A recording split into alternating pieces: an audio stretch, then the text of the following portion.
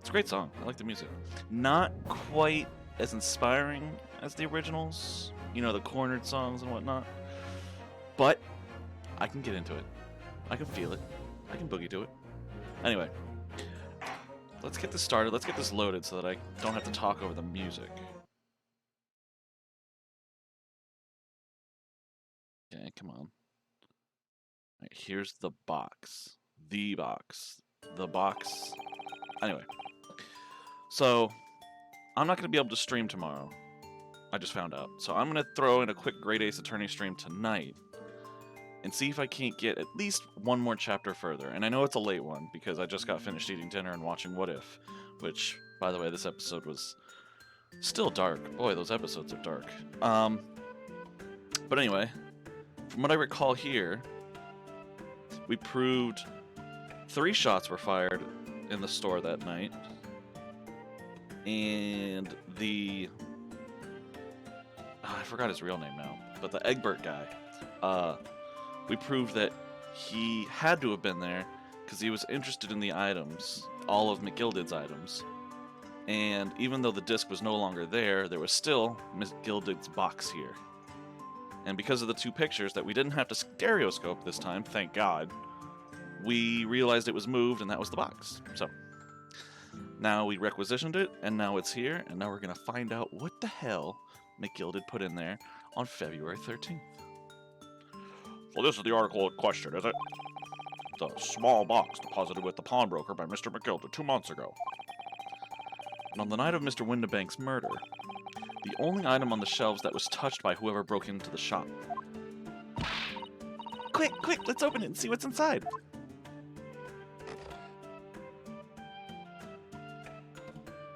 That is a portable music box. Oh gracious, this is no ordinary box, it seems. Wow, although in truth, I had an inkling that it might be the case.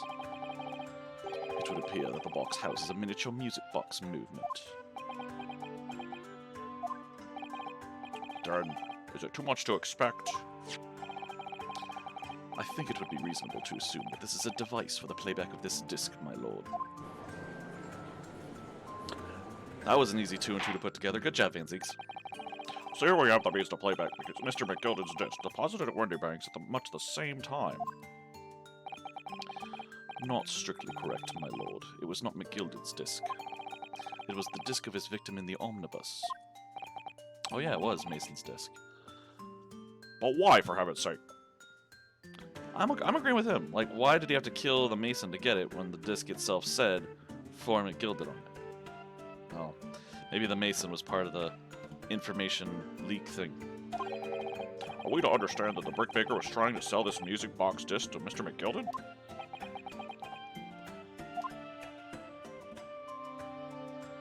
Why are you raising your hand? I believe the answer will become clear if we listen to the music on the disc, my lord. Yes, very well. Let the court now listen to this curious disc at last. Hold it! Wait, my lord. Good grief, what is the meaning of this, Inspector? The music box and the disc are, well, they're unrelated to the case. Oh, my controller's plugged in, that's what's fucking vibrating. Nope, over there. No need to spoil the somber atmosphere in the courtroom with some silly bit of music. Objection! This disc may very well have motivated the culprit in this case to commit murder. Clearly, there's every chance that it's fundamentally important to understanding what happened. The prosecution has no objection. But no, that piece of evidence is police property now. You can't... Clearly, Scotland Yard has some vested interest here. But it is policy of this prosecutor to leave no avenues unexplored. And you, Inspector, have no jurisdiction here to prevent that from happening. Gah. No further delays, please. Play the disc. Alright.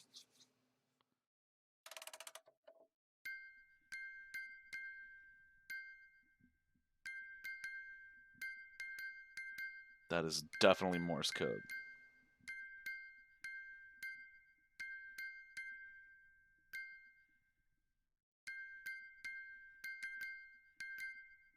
dot dot dash dot dot dash dot dot dash. Yeah, it's clearly Morse code. Well, what on earth? That's certainly not what I would call music. No. It's just the same note playing over and over again in an irregular sequence.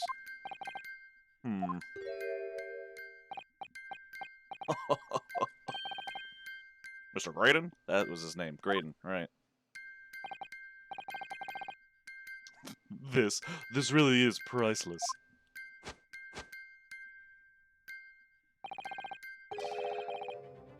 After all that, the music box is broken. Broken? It can't be, can it? Well, obviously. In fact, I wouldn't be surprised if the officer sent to fetch it didn't drop it on the way back to the courtroom. Well, with much regret. I feel the court must accept that this music box offers little in the way of clues. Are you ready to move on, counsel? Come on. Yes, alright, it does sound as though it's completely broken, but is it? Could this music emanating from the music box possibly be a new clue? It absolutely could. I believe that it could be relevant, my lord. Good lord, but how can it be? It's an abomination, counsel. Mere noise. I fail to see how it can have any meaning whatsoever. Can we talk to juror number 4, please? Or 5, whichever one that bitch was. It does sound strange, I agree, but there's one thing bothering me. While Graydon stands there chortling victoriously, the inspector beside him has a rather telling expression on his face. It's as if Gregson recognizes the sound, as if he's familiar with it somehow. That's making him appear extremely on edge. If that's the stance of the defense, my Nipponese friend, answer me this. Oh.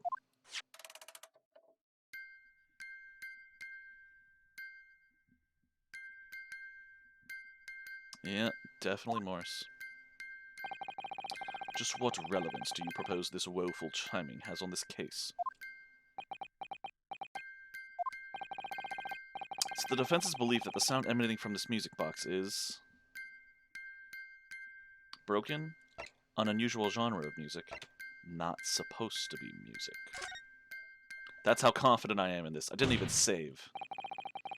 Just because this is a music box, it doesn't necessarily mean the sounds we're hearing are music. Look at that. The smile vanished from Graydon's lips as soon as I said it. I'm on the right lines here. I must be. I'm making deductions based on how people react to what you say.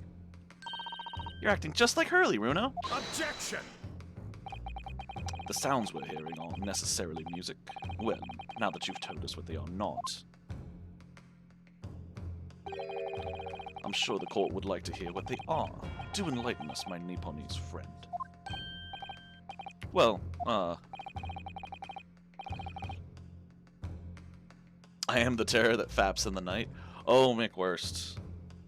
Your entrances are the McBest, but you're also not the terror that faps in the night. I'm pretty sure that award still goes to Wanker, which I haven't seen him in a long time. I wonder what that guy's been doing besides probably masturbating several times a day. I am the Italian subtitle to your Japanese prawn. I am here. Welcome in, buddy. Welcome in. How's it hanging? It's alright. I just discovered I'm not going to be able to stream tomorrow, which is normally when I do Great Ace Attorney, so I'm throwing a quick one in for at least 2 hours here tonight before I go off for a quick 4-day vacation, essentially. But yeah, otherwise I'm doing alright. How you doing, bud? How's it hanging over there in Italian subtitle to Japanese porn land? Surely you have an idea in mind, because if not, it will be the death of your ill-formed argument. Exactly. The music box is clearly broken. Refusing to accept that fact is pure foolishness. They've got me. I don't know what the answer is. Yet. Runo? I've just examined the music box very thoroughly, and I'm fairly certain that it's not broken at all. Really? Really, the way it's been made, it can only produce a single note anyway. Thank you, Iris.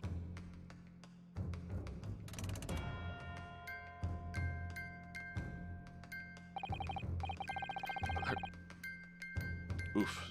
Sorry, I had a giant dinner, so it is not sitting well in my stomach.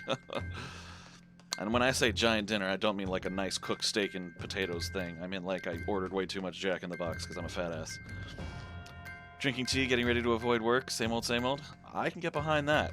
That's usually my mornings, except, you know, replace the tea with coffee. But same general idea. Avoiding work.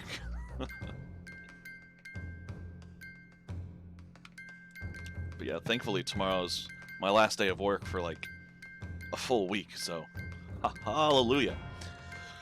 I just gotta figure out what I want to do for a Resident Evil stream, marathon stream. Anyway, alright, well if the music box isn't broken, it must mean that the sounds it's producing have some significance that isn't musical.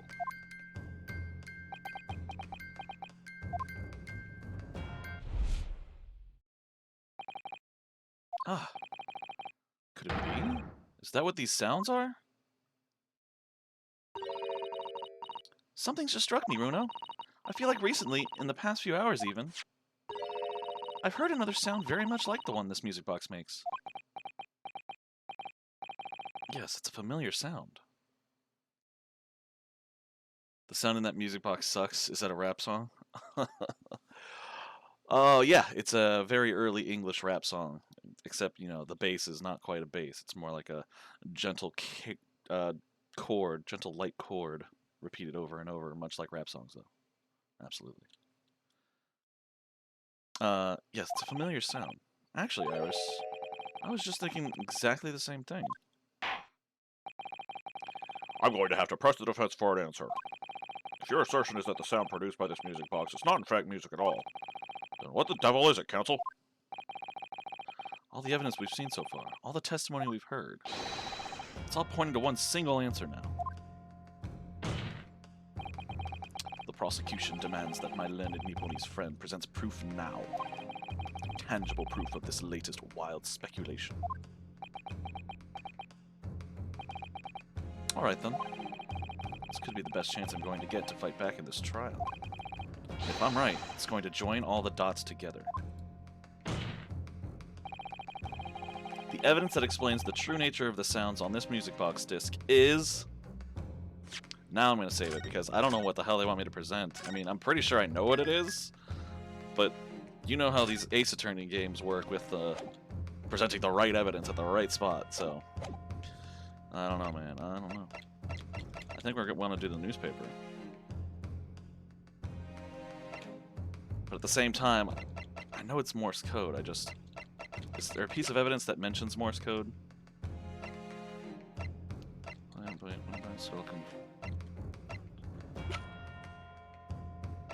Okay, nothing mentions Morse code. So I can only assume I'm presenting the newspaper.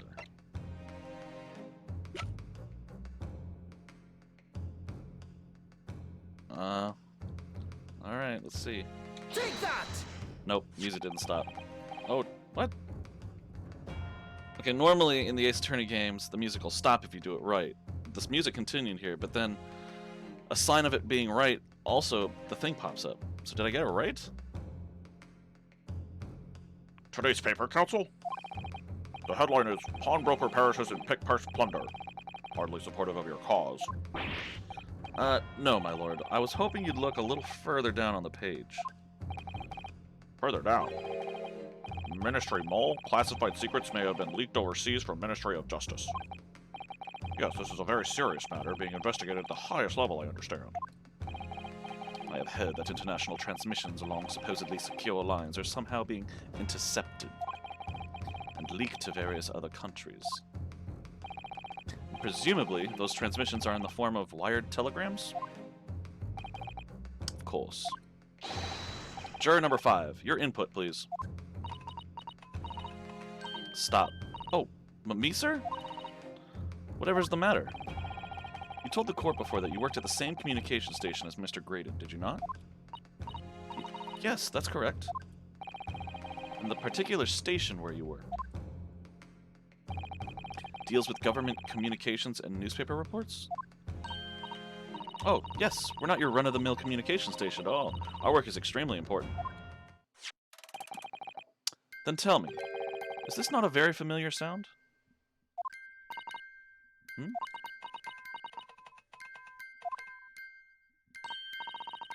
You don't mean to say, is it... That's right, madam. It bears more than a passing resemblance to the sound made by your telegraph machine as you tap it. I believe it's called Morse code? But I don't believe it. Now correct me if I'm wrong, but when it comes to leaking telegrams from government departments, there could be nobody more perfectly placed than a highly skilled communications officer. Are you suggesting that the music box disc contains stolen government secrets in Morse code?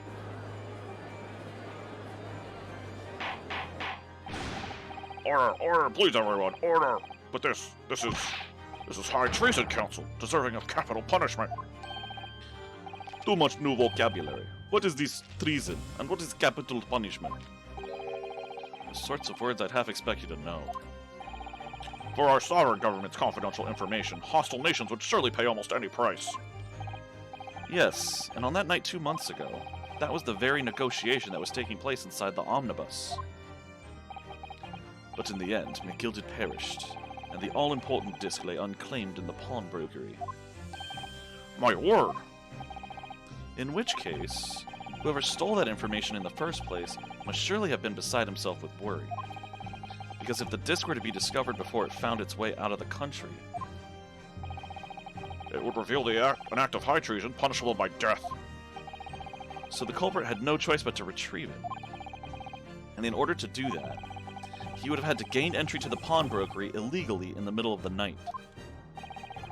Because the article left behind by Mr. Mcgilded would incriminate him too much if it got into the wrong hands. Isn't that right, Mr. Graydon? You think I've been stealing government secrets? Preposterous. Absolutely preposterous. So, in response to the defense's accusation, you claim complete innocence, do you? Well, of course I do. I've had to stand here in silence while that pretentious foreign lawyer has been prattling away. Objection! Then by all means, counter the charges, sir. The prosecution demands the witness testifies in response to the accusations brought by the defense. Wow, is Van Zeek's on my side now? Delighted, I'm sure. The witness is reminded that the crime under scrutiny in this trial is the murder of the pawnbroker, Mr. Windibank. That being a most Wow, I don't think I've seen that word before.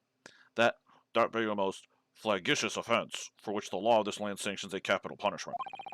But the heinous act of high treason is no less serious a crime. I urge you to bear that in mind as you testify, Mr. Graydon. So then, let us proceed. Hold it! Gregson? The thieves? You guys already did your part. Why do I want to hear from you? I don't give a crap about you two. Except for the one on the right. He's adorable. He looks like a little pug. I don't want him to talk. I just want him to sit around and pee on the floor or something. You gotta let us have a rabbit and a pork here, Governor. We got things to say. I beg your pardon? Who do you think you are? Name's Nash Skulkin. Occupation is professional baddie. Name's Ringo Skulkin, but we ain't baddies enough to sell out our motherland. That's right. We're what they call the Three Skulkin Brothers.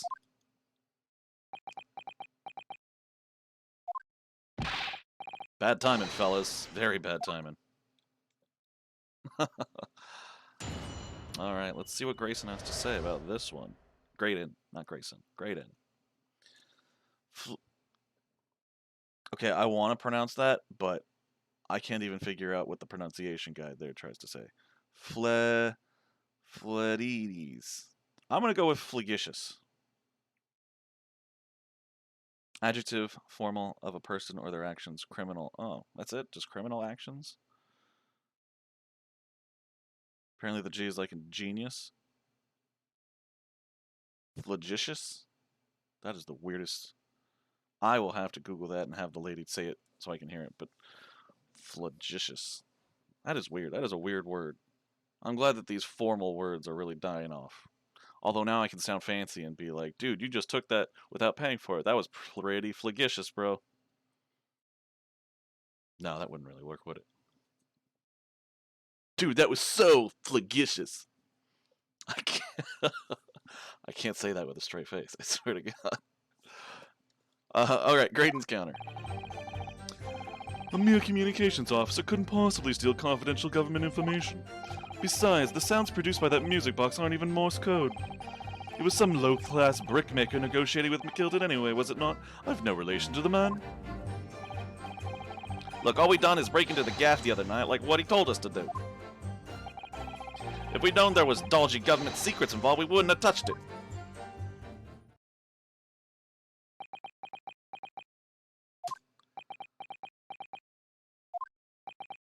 Yeah, nothing they said helped me.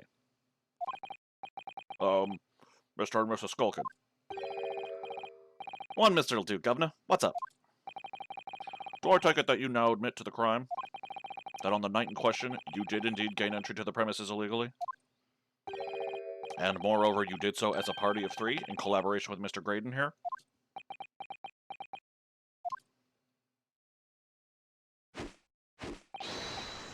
We did, Gov, we did. They finally admitted to their damn crime.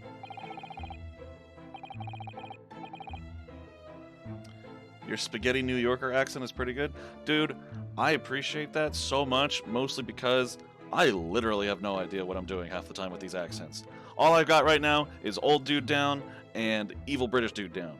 By evil British dude, I mean Van Zeek's the prosecutor, not Graydon. I don't know what the fuck I'm doing with him. He started off as like a pretentious dude because he was like, I'm better than everyone, so I just went with it, and now he's like maybe a bad guy, so I don't know. It's kind of like blending over. But if I'm doing the thieves decently enough, that's great. I'm glad I'm doing something right. Anyway. Oh, the other one that I am still also critical about is the Russian one, juror number 6. But he hasn't talked enough for you to understand it, I guess. But I don't know. I have trouble with that one too. Van Zeeks is probably Dutch. Probably, but he's very, very uppity about, you know, being the best prosecutor in England, so. Quiet down, please. What say you to that, Mr. Graydon? I have no idea what these two ruffians are referring to. You little rotter, getting us mixed up in all this monkey business. You never said nothing about no government secrets. It was supposed to be a straight-up job. What about the geezer whose shop it was, eh? Poor old bloke didn't have to die, did he? Huh. Nice to know who your friends are. Whatever these men say, I deny their accusations. Indeed. Well, I certainly wasn't expecting this little music box to become so significant in the proceedings. However, as it has, I will admit it into the court record as evidence. Small music box entered. The strange music box only appears to be able to play a single note. It was deposited in Winnipeg's 2 days. Okay. I do want to look at that first, though. If I can examine it, that would be. There's my court record. I can examine it. Okay. Let's check this out, I guess. See how the 4 Mcgilded disc sits in the music box the man deposited at Windy Banks? It couldn't be a more perfect fit. So there's no question then, the disc was designed to be played in this music box. Yet despite that, the sound it produces are neither musical, nor do they appear to have any meaning. It just doesn't make any sense. I wonder if perhaps there's more to this music box than meets the eye. Maybe we haven't discovered all its secrets yet. Well, considering there's literally a lever right fucking there in it. Flip it. Flip the switch. This is the mechanism that turns the bumps on the disc into sound, isn't it? Yes, the movement. It's all thanks to the comb with its teeth that are plucked by the passing bumps. Usually the teeth on the comb are different lengths so that each one produces a different tone. But this comb is very strange. All the teeth are exactly the same length. Well, what does that mean? It means that no matter which tooth is plucked by the passing bumps, the music box will make the same sound. I've never seen a music box like it before. Yes, it is strange. A music box that can only play a single note. There has to be some significance to that, surely. You don't want to flip the... God, is there anything... Oh, what's this?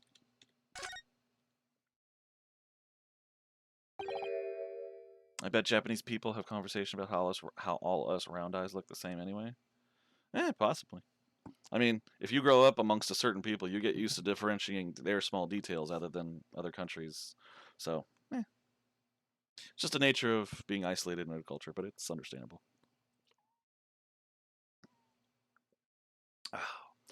Oh, sweet water. Oh, what is it, Runo? I've just noticed something about this music box. It looks like the bottom of it opens up as well. Ah, you're right. Well, come on then. What are you waiting for? Let's open it. All right then. Here goes.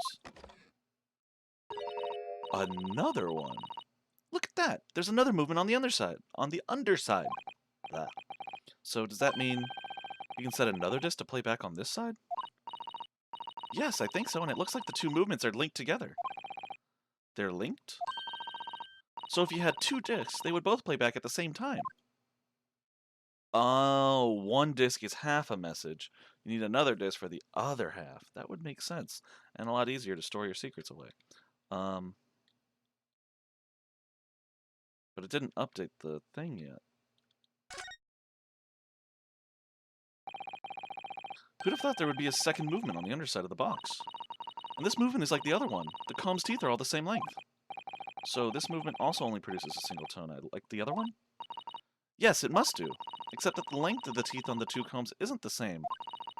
So the single tone produced by this movement will be different to the single tone we've already heard. What? Basically, each movement can only produce a single note, but the notes they produce are different. A music box that can only play two tones. Okay. Well, that's important. I still need another disc, though. And I guess that's all I can really do about this. I guess we'll just keep that in mind for now. And hopefully we'll find another music box disc at some point. Alright. Press everything. Yep. I don't believe that. So is this newspaper headline accurate? Government communications are being intercepted?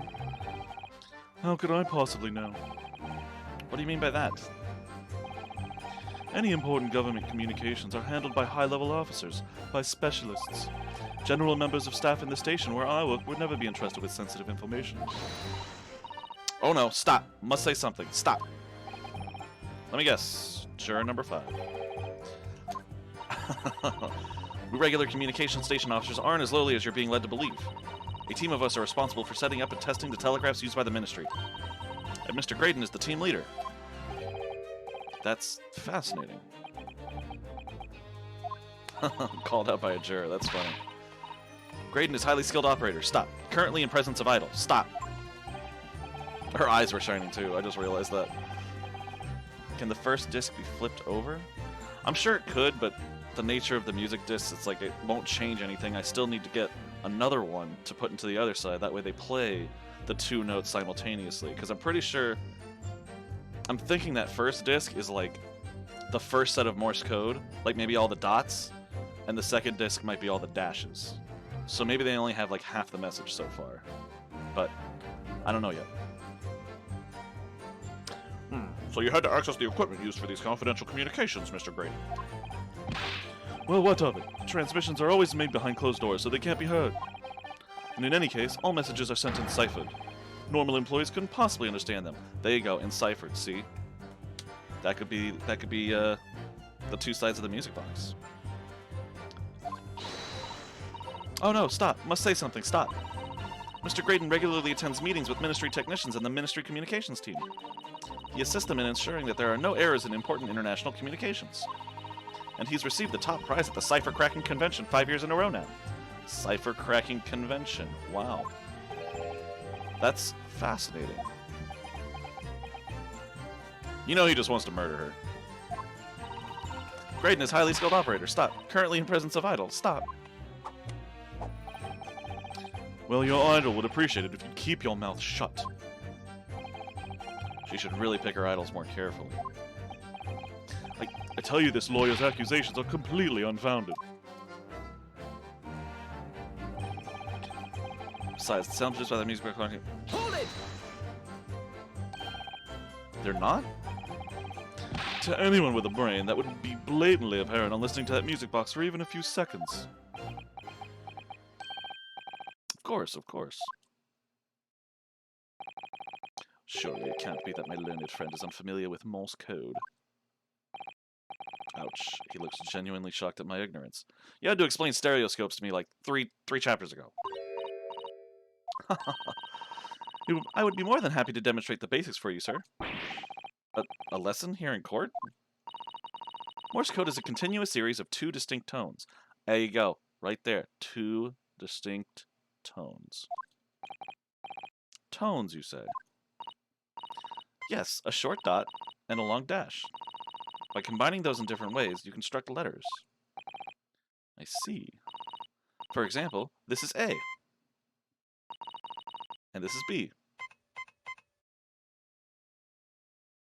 That was dot dash and dash dot dot dot. But when you listen to the sound produced by this music box, you only hear one tone, don't you? But it sounds so similar. The rhythm of it is the same in everything. But there's no discernible meaning to this apparently random sequence of sounds. So your assertion is fundamentally flawed. This is not Morse code. No! Really, you shouldn't be so surprised. What did I tell you? That music box is nothing but a worthless piece of scrap. Perhaps you might consider studying your subject matter before casting aspersions in the future. Stop. Nothing to say but stop.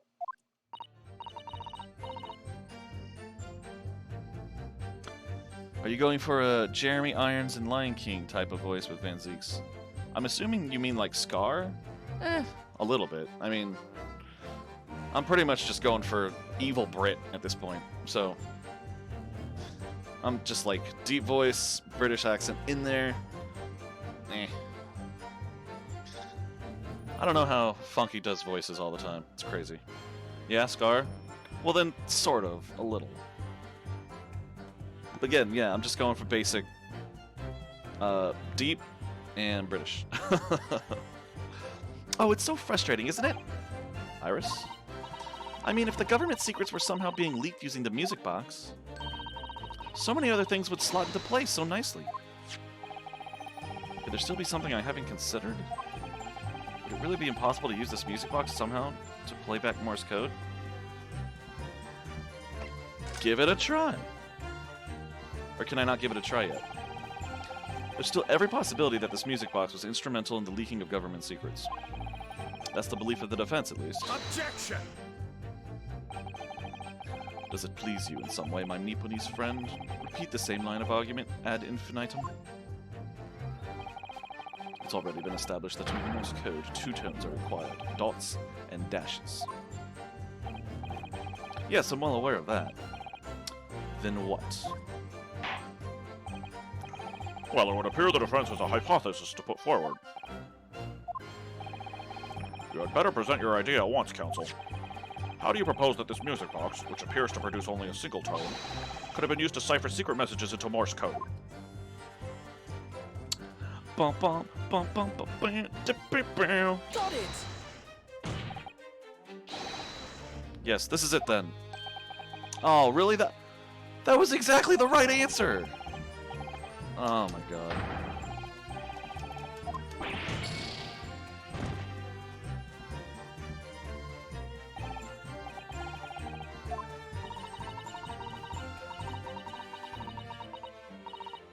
I don't even want to say these lines, because I'm mad that I lost a life. Oh my god. Alright, maybe I have to press him further. I don't know.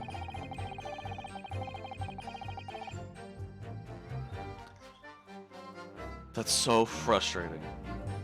Because I know exactly how to answer the question. I'm just not sure how I can get through the game to it. Anyway. Hold it! Let's press him on this. So 2 months ago in that omnibus, Mcgilded killed the brickmaker and stole the disc. Mr. Mason was a single man with almost nothing to his name. It seems he lived in an artisan quarter some years ago, but people there remember very little about him. That doesn't make much sense, though, does it? How would a humble brickmaker come to acquire secret government information? How indeed? There must have been somebody else involved behind the scenes in all of this.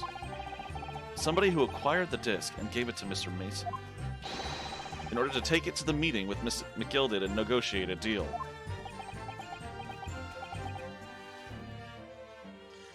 Maybe do the other thing first, the lever type thing on the disc side. I examined that. I absolutely did, and she would just like, they all do the same note, whatever.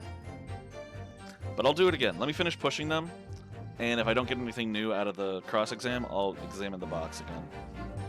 Dear me. You may have it in for me, sir, but I assure you, I have far more class than that. An old brickmaker from an artisan quarter and this well-to-do communications officer.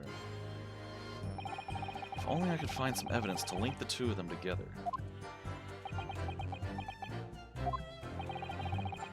If you have nothing more to add on that note, let us return to the witness testimony.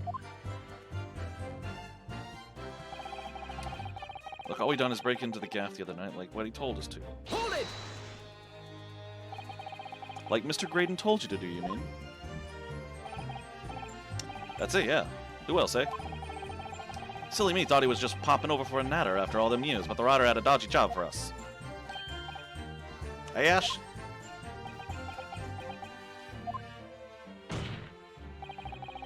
Let me stop you there, Mr. Skulkin. After all them years, you say. Do you mean to tell me that Mr. Graydon is an acquaintance of yours? We're the sociable kind of baddies, you know? Sure, let's say Graydon's an old China. See, he's a frickin' pug. He's adorable as crap. Excuse me. Is something wrong, Mr. Skulkin? Eh? No, the other Mr. Skulkin. What? Who, me? When your brother was testifying just now, he said something that seemed to cause you to react. Oh, I was just remembering the old days, that's all.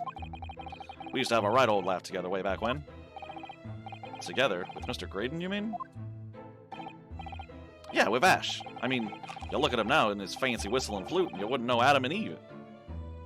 You wouldn't. And you wouldn't Adam and Eve it. Well, when he was younger, he was from the pole part of town, just like us. Water break, yay. So that's so. But he was always a leery one. He had the brains, he had the savvy. Always coming up with smart ideas like what would never have gone through our heads. God blimey, ain't that the truth? Remember Milverton and Skulkin's Milk Run? That was a corker, eh? Save it until after the trial. Your reminiscing has no place in this courtroom. And neither does your fruit. Oi, the geezer asked us a question, didn't he? And he was answering it. Yeah, we ain't done nothing wrong. Nevertheless, the court is not prepared to accompany you on your trip down memory lane. Counsel, can we turn our attention back to the testimony, please? I don't know. Could that sentimental story be relevant somehow? Hell yeah, it is. Add it to the testimony. That's how we knew the brickmaker. He used to be poor. My lord. Yes, counsel? The brother's last sentimental statement could hold vital information relating to this case. Very well, counsel. I will permit the brothers to supplement their testimony with that detail. Briefly, I hasten to add. Say no more. A skulkin's never skulkin'. I think they're supposed to be Cockneys. They probably are, but I can't do Cockney. I don't know why. I'm much better at, like, formal British, fancy British. Cockney is... I don't know. Cockney's a difficult one. Alright, wait.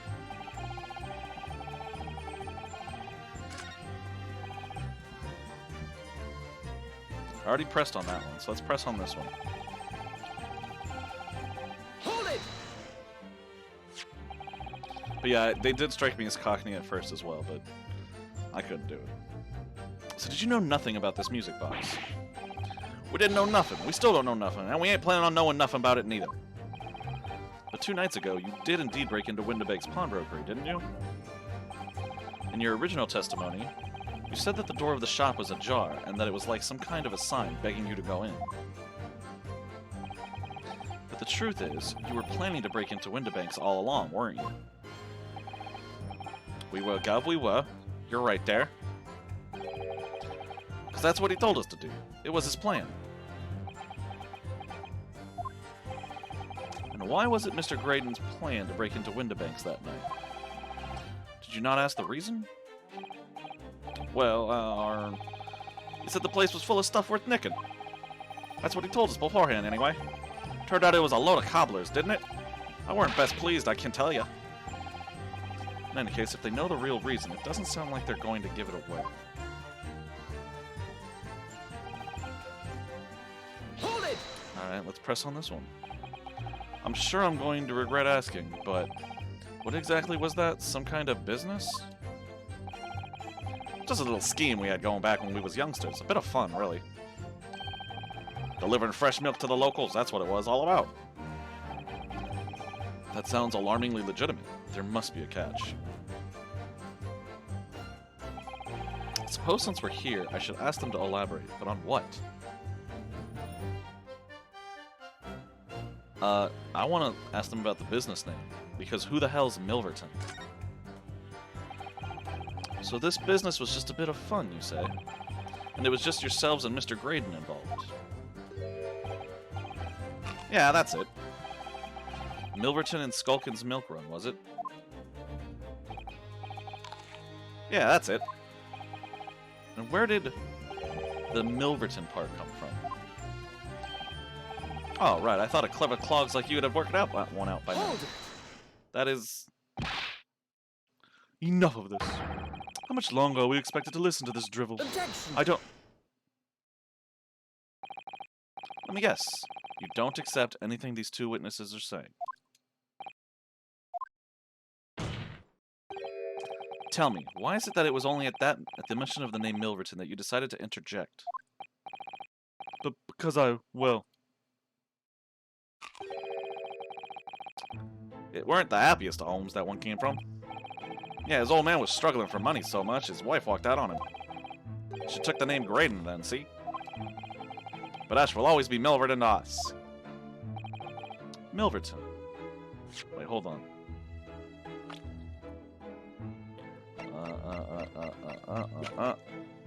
Oh, he's not here. Evidence. The diary. Mason Milverton. The brickmaker was that guy's dad. Noted. Or brother. Or something. I don't know. I'm guessing dad, though.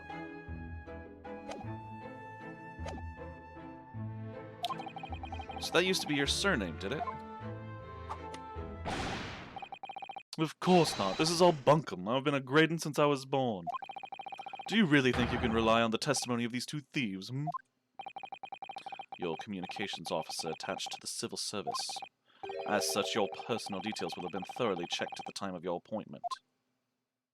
It would be a very simple matter indeed to subpoena those records, Mr. Graydon. Oh. Well, it would appear that Mr. and Mr. Skulkin's testimony has been reliable, for once. You were born Ashley Milverton, then. Is that correct? Very well, yes. So Ashley Graydon was once Ashley Milverton. That information could change things, and could turn out to be extremely important. Nice.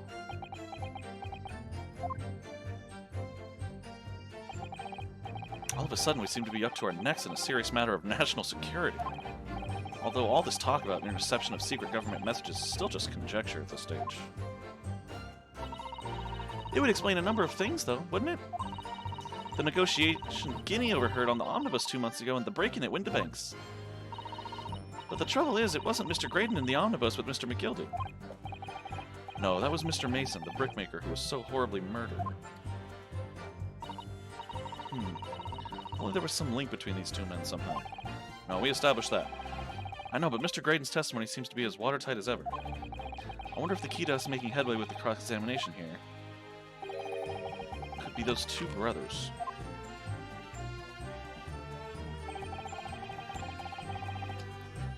Yep. Yep. Here we go. I'm gonna save though. I'm pretty confident I know what to present. It's the new profile we just updated, but saving anyway because of that bullshit last time where I lost a chance because I know what I'm doing. I do. I swear I do. Anyway, present. Wait, I can't switch to the people? Wait, do I just press him again? I'm gonna press him again, see if that. Hold it! 2 months ago, Mcgilded Brickmaker stole the disc. Mr. Mason was a single man, almost not know his name. It seems he lived in Artist Quarter some years upstairs. That doesn't make sense though, does it? How would a humble brickmaker come to acquire secret government information? How indeed? There's been somebody else involved behind the scenes in all this. Somebody who acquired the disc and gave it to Mr. Mason. In order to take it to the meeting, blah blah blah. Dear me. You may have it in for me, sir, but I assure you I have far more class than that. Old brickmaker for an artist quarter and this swell communications officer. If only I could find some evidence to link the two of them together. I just did! Oh, I know what evidence. Oh, I know what evidence. I'm stupid. Is it just weird for me as an outsider that there's all them unisex names in English? Like Ashley to me is a super girly name. Yesterday I read about some dude named Jocelyn. Then there's Robin, Lindsay. No, you are not weird. It is absolutely accurate that there are a bunch of unisex names in English. In fact, my real name is unisex, and that really irritates me because I only know like 2 dudes with my name and like 17 women, and it drives me nuts. In fact, I work mostly through emails, so most people never hear my voice until I've worked with them for maybe even a year. And there was one time where they actually had to call me to talk to me about something, and as soon as they heard my voice, they were just like, "Oh my god, you're a man." And I was like, "Yep, yes I am." And that was a really depressing moment. But there are lots of unisex English names. I'm with you on that one. I also agree, Ashley's super girly. I had an ex named Ashley, so definitely know how that feels. Alright, present. Objection! There we go. Mr. Ashley Milverton. Tell me, why did you try to hide your former name from the court? Because I haven't gone by that name for years. It means nothing to me. No, I don't think that's the real explanation at all. The truth is, you had a reason to hide that name. Explain yourself, please, counsel. I have here the notes from the omnibus case, my lord. And as we all know, the victim, the man who we now understand to have been negotiating with Mcgilded... Yes, Mr. Mason, the brickmaker. That's right, only Mason wasn't his surname at all. It was his given name. His full name was Mason Milverton. Dun dun dun! Alright, sorry. I need to take a quick moment because, God, I don't know, dinner is not agreeing with me, but I will be right back. Sorry.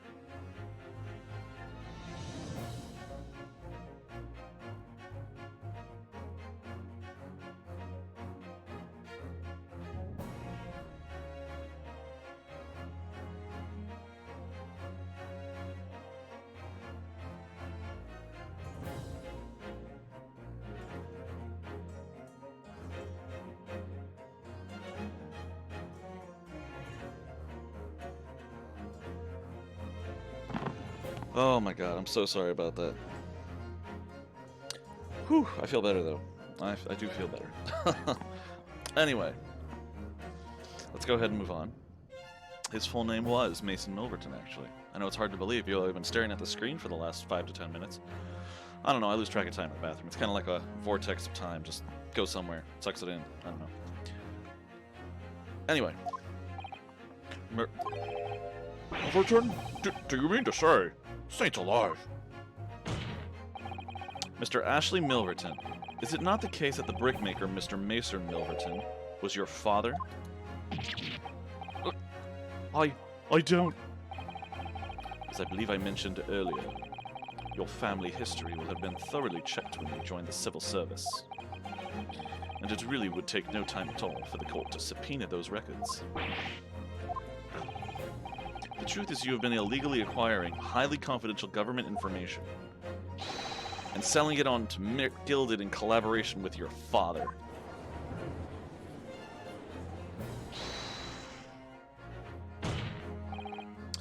This is slander.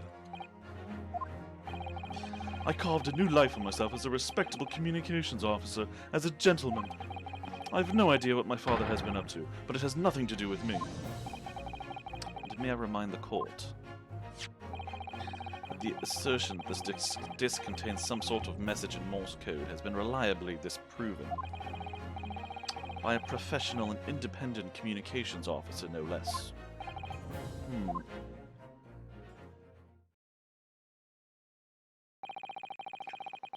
The relationship between the victim of the omnibus case and this witness is undoubtedly significant. However, the defense's argument remains somewhat incomplete, I feel. No. I believe the cross-examination should continue. Alright, so Morse code uses 2 tones. If I could just demonstrate the possibility that this could have been used to generate 2 distinct... Now do I get to examine it? Is that what's going on? Perhaps we should have a really good look over the music box, Bruno, like I didn't already fucking do that.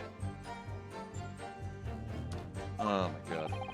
You sound positively relieved. I am, buddy. I am. Positively. You will reiterate your testimony if you please, Mr. Graydon. If I must, though, I maintain exactly what I did at the start of this pointless cross-examination.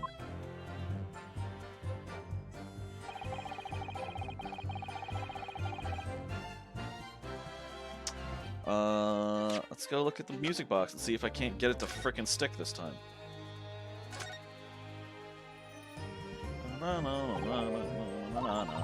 Yeah, I know, yep, yeah, it opens, it's true. Yep, here it goes. Oh god, surprise, surprise, there's another one. Yep. I guess we'll just click in here and see if that does anything. Oh look, it creates a second tone. That's crazy.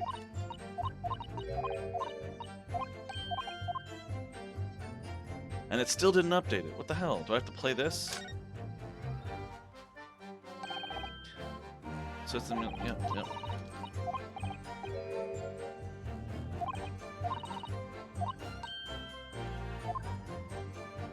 We just found all its secrets. What more do you want from me?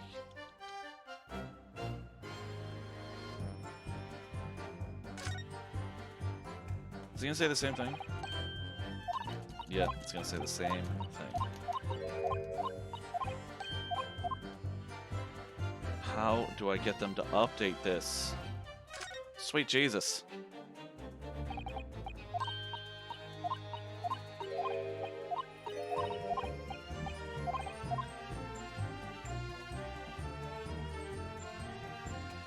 How do I do this? How do I do? How do you do? I feel like my brain is melting here.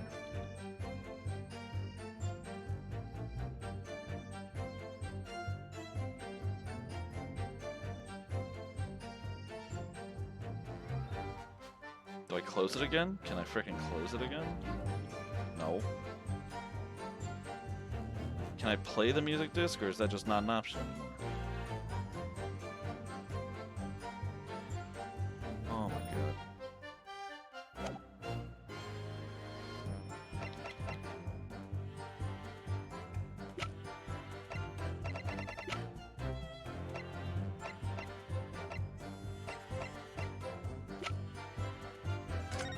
And then if I go look at it again, it's already closed. What the hell?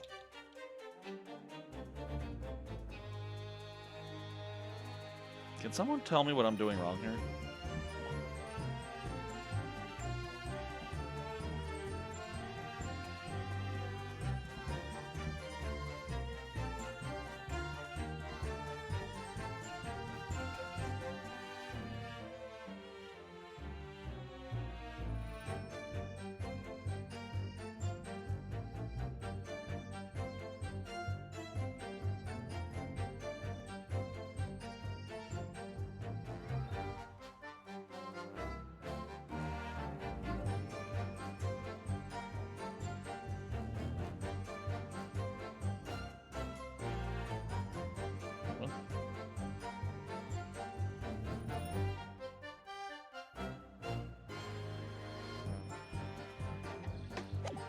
Wait, something doesn't add up.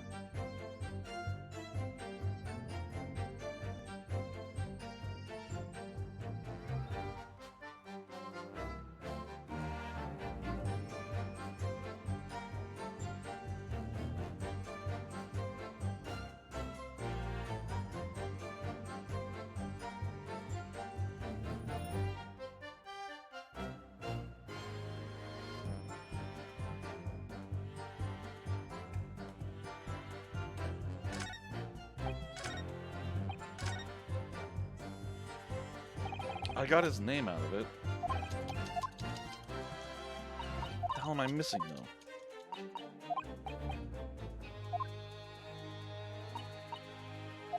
We already established the link.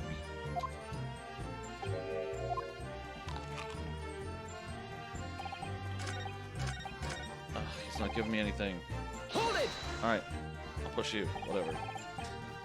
Mr. Graydon told you. That's it, yeah. Who else?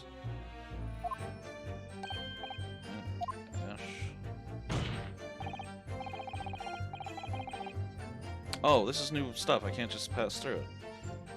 Enough. Why don't you baddies desist with the fiction? Huh?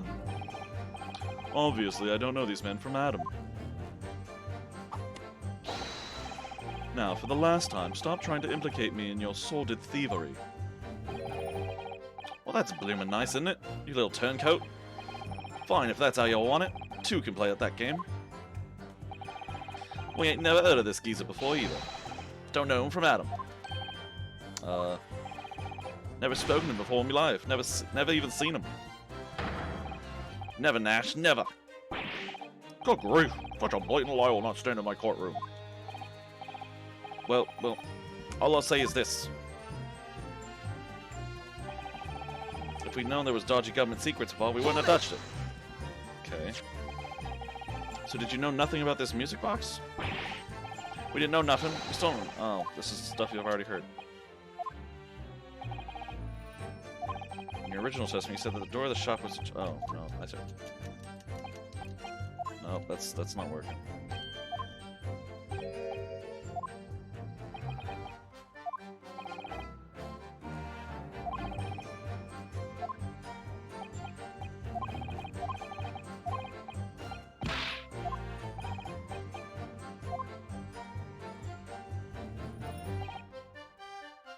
Oh my god.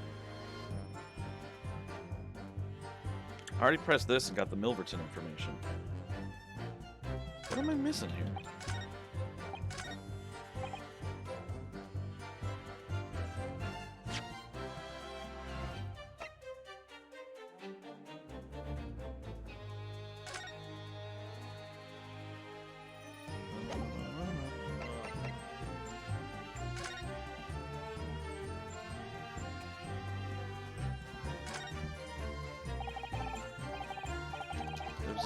Oh, I already.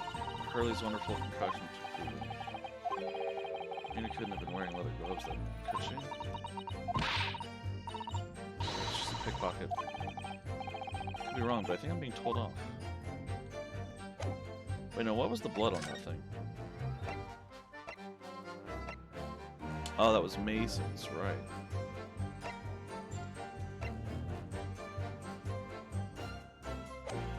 The fuck am I missing?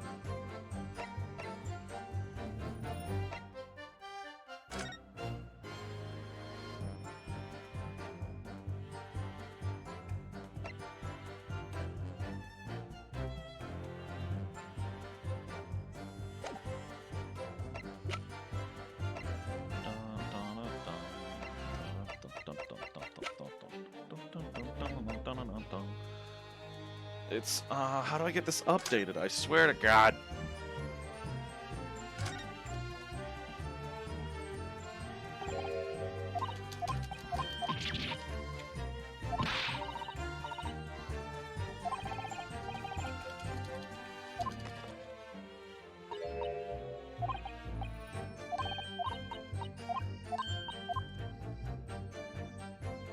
Dun, dun, dun, dun, dun, dun, dun.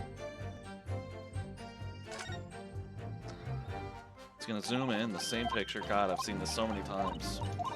I don't know why I keep trying. Am I crazy? Isn't crazy trying something over and over, but the result being the same? No, that's insanity. I'm insane. This is driving me insane.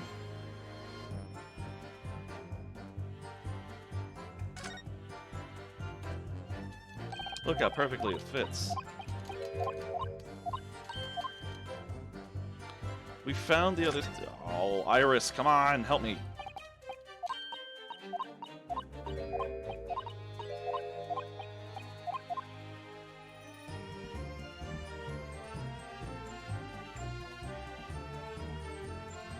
Thought I saw this, like... Oop. Oh, that's why.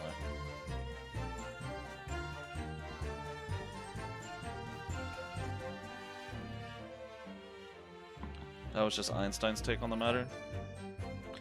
Yeah, and that dude wasn't smart at all. I have no idea. I don't know. Let's just try. Oh my God, where's my phone?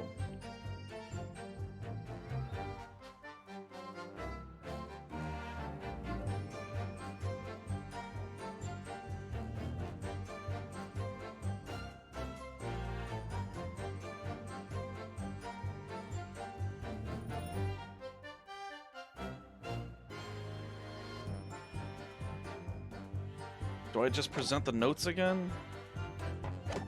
Sorry, I was getting so frustrated that I looked up like a little hint and it says like the notes are you present the notes here, but I did that. I'm gonna save it again because this is driving me crazy. Driving me insane.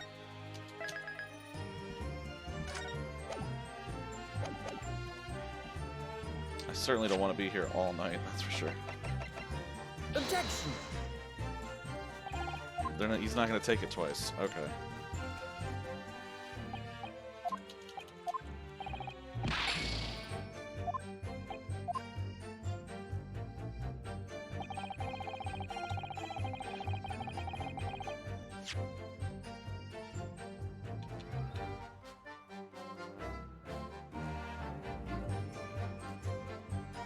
Yeah, I tried it again. Didn't work.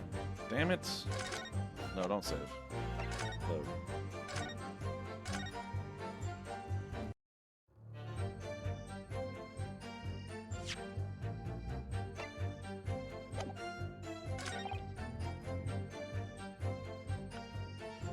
Do I press this and then I can examine the box again? It's going quiet again. Oh. Oh no, don't teach me about it again. No, no, no, don't do it. Oh, I already know.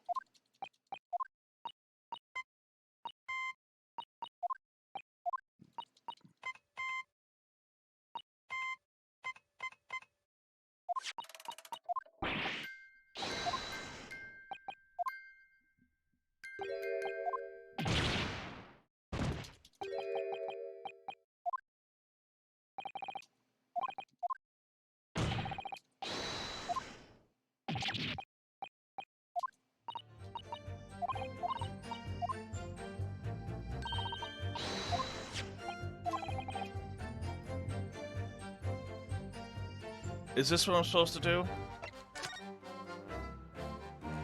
I gotta do this again? Objection!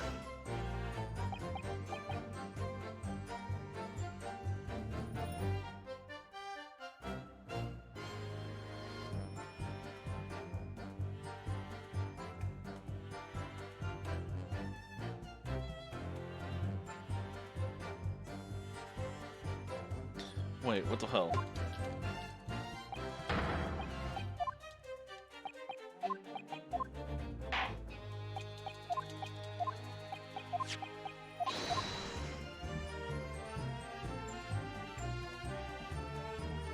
It's this, right? It's this. I examine it first. Oh my god. Oh my fucking god.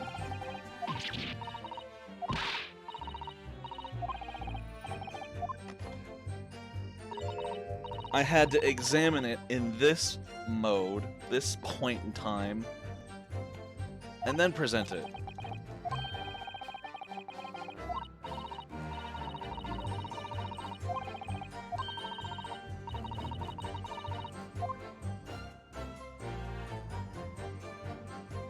Got it! God damn it. That is so annoying. Why didn't it just update it in... I don't care. You know what? Whatever. It's over. It's over. It's fine. Who's Mcgilded? Mcgilded is... this dude. Oh, whoops. Guess I don't have a picture of him anymore.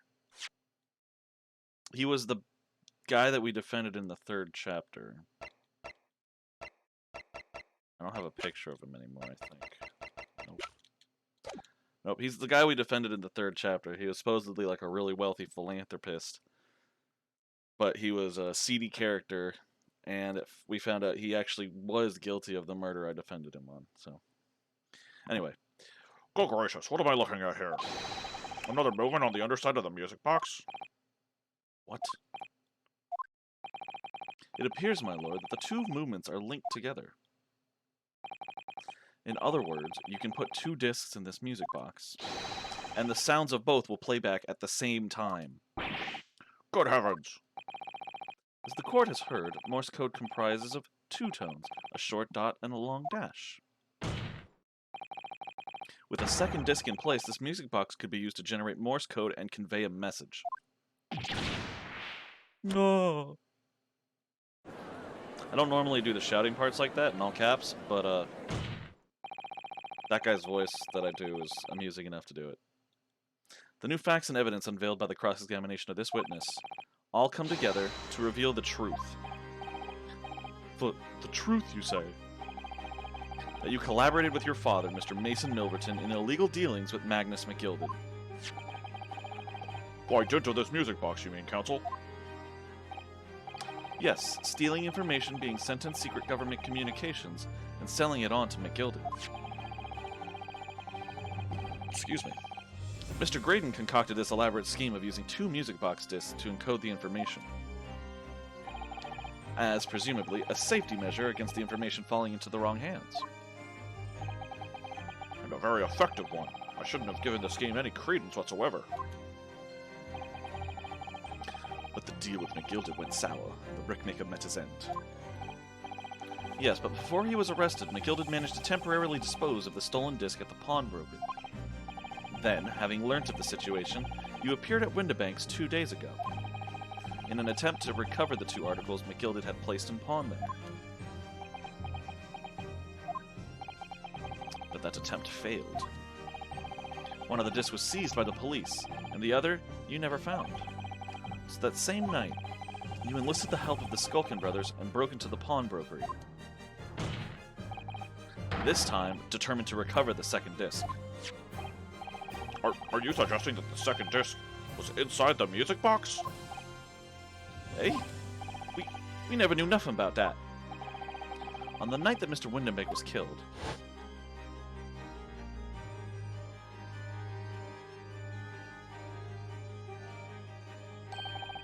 the intruder to the pawnbrokery touched one item and one item alone, the music box.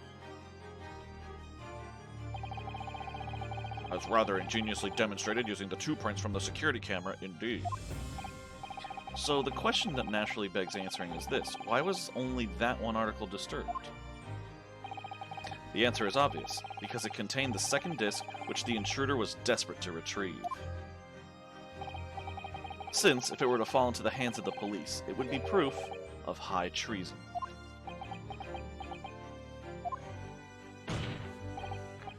Well, Mr. Graydon, do you deny that all of this actually began on that fateful night 2 months ago?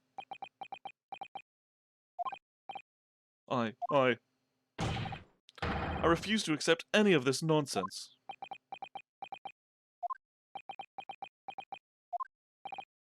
Sir, there appears to be blood seeping through the sleeve of your jacket. What? Ah! 2 nights ago, we know that 3 shots were fired at the scene of the crime in Windibank's pawnbrokery. 1 took the life of the pawnbroker himself. 1 struck the pouch around Mr. Sholmes' waist. And the final bullet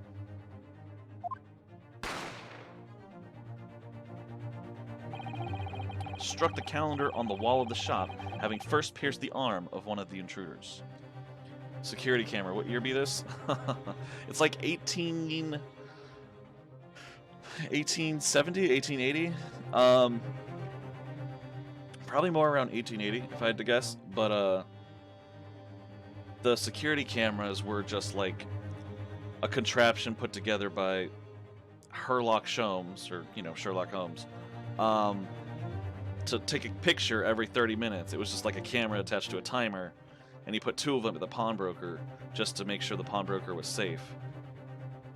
And it took a picture every 30 minutes, so it was kind of amusing. Mr. Graydon, that wound on your arm that you seem to be trying to hide, it's a bullet wound, isn't it? He's got you now, me old Chena. Time to call it quits and croak, I reckon.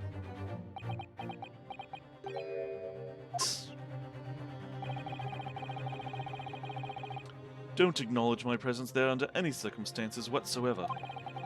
Those were my terms, remember, and I paid you handsomely to comply. Clearly I was a fool to think I could trust some common backslum thieves.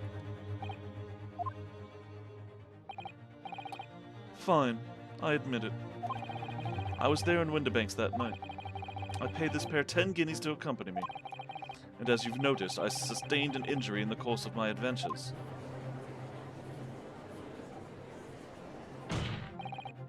But that is all. I admit to nothing more. Stealing government secrets? Negotiating with Mr. Mcgilded? As God is my witness, I'm sure I recall nothing of the sort. It's not going to go down without a fight. Not until I can show hard evidence, I suppose.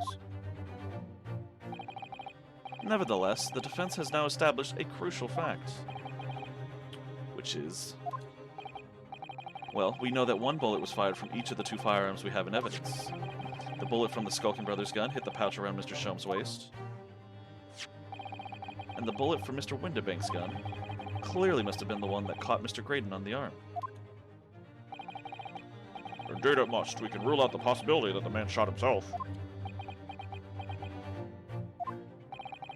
And that leads us to only one conclusion. Mr. Windibank was shot by a 3rd gun, which can only have been fired by the 3rd intruder. Goodness.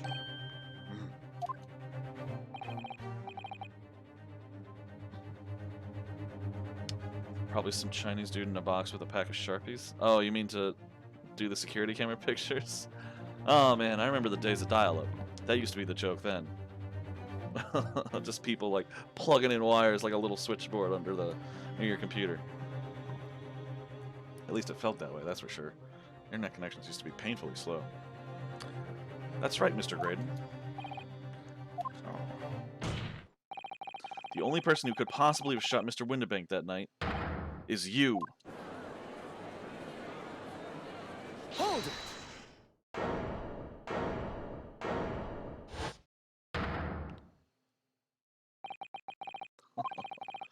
You little upstart. You made a grave mistake when you summoned me here. What? What's that supposed to mean? Yes, as you rightly say, I was there at the pawnbroker's. I did my best to hide the fact, naturally. I had no intention of ruining the distinguished career I'd built for myself at the communications station. But did the thought never cross your mind? Did you never consider the possibility? What? What do you mean? What thought? What possibility? The possibility that if I was there at the scene, I may have witnessed the crucial moment. You see, this makes me a key witness in this case, and I have my hands firmly around the neck of your client. What? Are you suggesting? I saw it all. I saw the very moment that pickpocket girl pointed the gun at that poor, defenseless pawnbroker and shot him. What?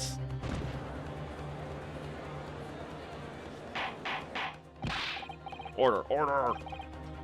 Well, it would seem we are finally entering the last act of this theatrical trial. Mr. Graydon. Yes? I trust you are fully aware of the implications here. If it is shown that your claim is false, you will have incriminated yourself as the killer.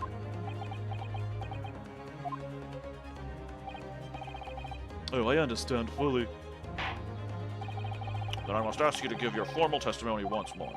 You will explain to the court precisely what you saw at the moment the defendant allegedly shot the victim. Nothing would give me greater pleasure. Yeah, they used to send them data packets by bike messenger over here. Yep, know that feeling. Boy, when high-speed internet was invented, I was so happy. Anyway, the moment of the shooting. While these ruffians were jostling with the broker, I was still near the entrance of the shop. When Windibank threw Nash over the counter, I felt a sharp pain in my arm. I pursued the man, but he shut himself in the storeroom. I could see him through the peephole in the door, though. The accused, in a black coat, shot the man in the back as he was trying to flee to safety. I saw the blood spatter all over that wretched girl. Then she tossed the gun out of the peephole, so I picked it up and made my escape. Good gracious, this is quite extraordinary testimony. You claim, sir, under oath, to have clearly seen the defendant pulling the trigger.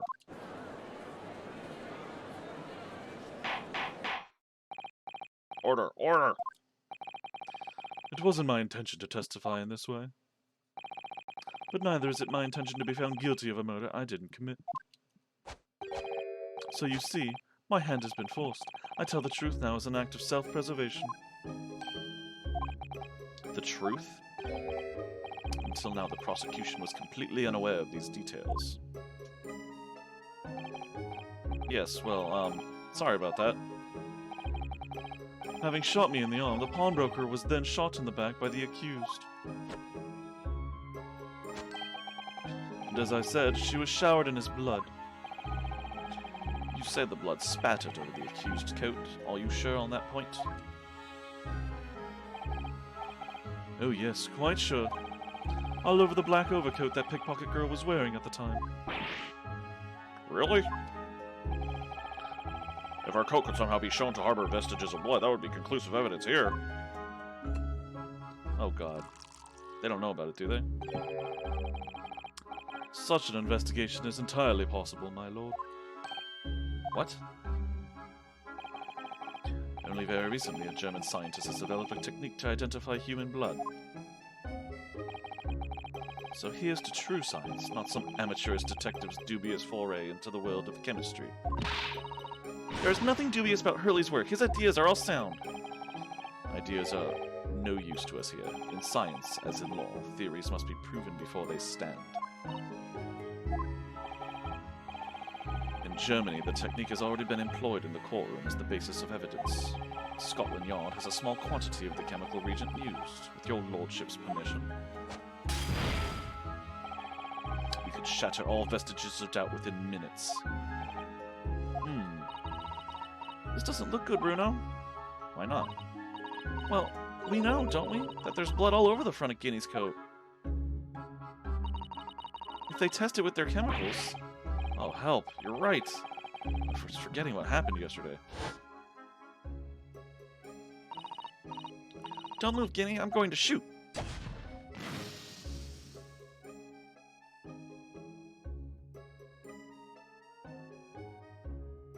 Yeah, but that's not blue blood. That's purple blood. That's Mason's blood. But that's not Mr. Windabank's blood. That stain is from 2 months ago. That's Mr. Mason's blood from when he was stabbed by Mcgilded, who was wearing the coat at the time. My lord, the defense objects to the test proposed by the prosecution. Overruled. Lord Renzies, make it so at once. With pleasure, my lord. And while we await the results, the defense may proceed with the cross-examination. Once they find that blood on the overcoat, Gina will be... Counsel! Yes, my lord. Your cross-examination. Of course, my lord. If this cross-examination doesn't go well, if I don't manage to uncover some decisive evidence or a really compelling clue now, I have a very bad feeling about the outcome of this trial.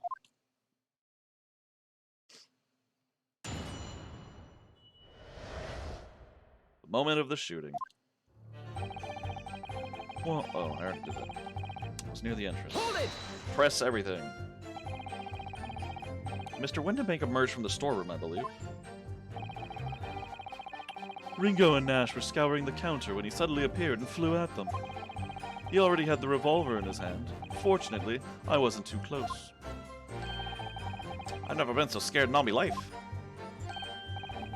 Yeah, we're just your regular mild-mannered burglars, that's all. We don't like violence, says the pair who carry a gun. What do you mean when you say you were near the entrance to the shop? I was in the doorway, running my eyes over the shelves of full-fitted items. Looking for the music box, of course.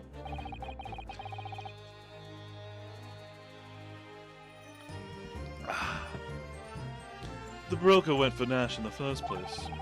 Then Ringo joined in, making it 2 against 1, so I assumed they could handle the situation. But I was wrong. I was trying to help me little bruv, but the old geezer chucked me over the bloomin' counter. So I pulled me gun on the old fella, and that soon made him scarper. The pair of you setting upon a poor, defenseless pawnbroker together. Shame on you. Sorry, Gov.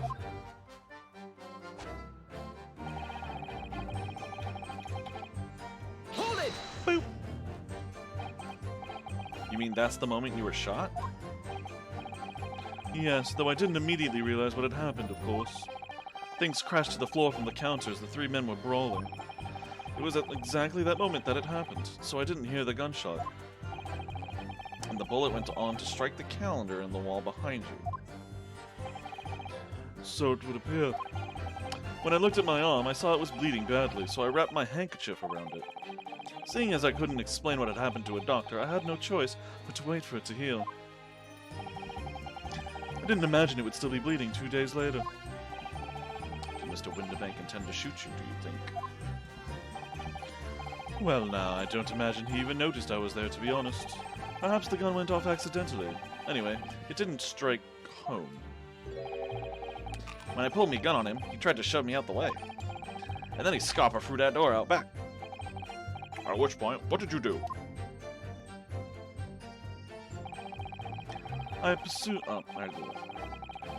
Hold it!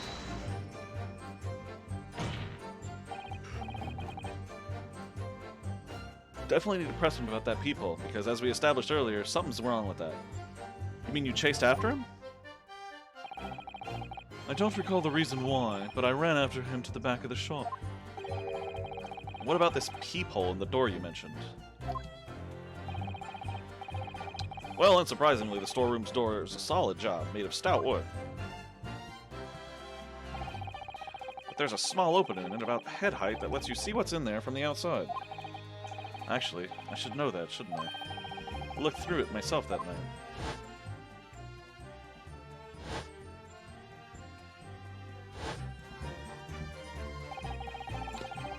about you burgling brothers? Did you see what went on through this peephole as well? No, not likely, guy. Didn't see nothing of this whole cove. I doubt these two buffoons were even aware of the peephole's existence. So the skulking brothers were there, but they didn't see the killing of Mr. Windenbeg take place. Inside the storeroom, I could see the broker and that young girl standing there. The defendant? Yes, though neither of them noticed that I was looking.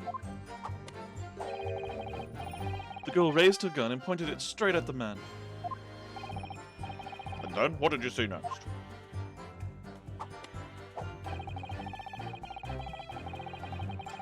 Accused in a black coat shot the man in the back as he was trying to flee to safety. Hold it! Yes, when the crime was discovered, the defendant was found with a gun in her hand. That was Mr. Windenbeg's gun, from which only a single bullet had been fired. And as we've already established, Mr. Graydon, that bullet was fired at you.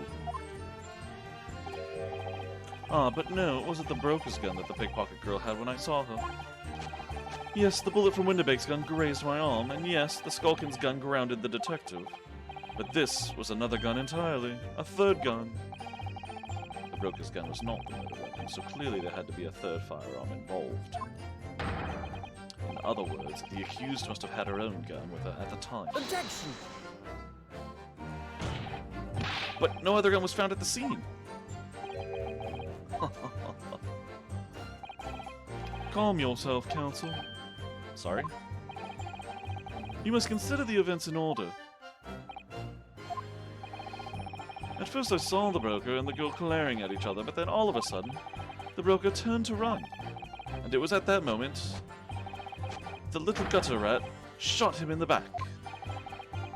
A chilling image, I must say.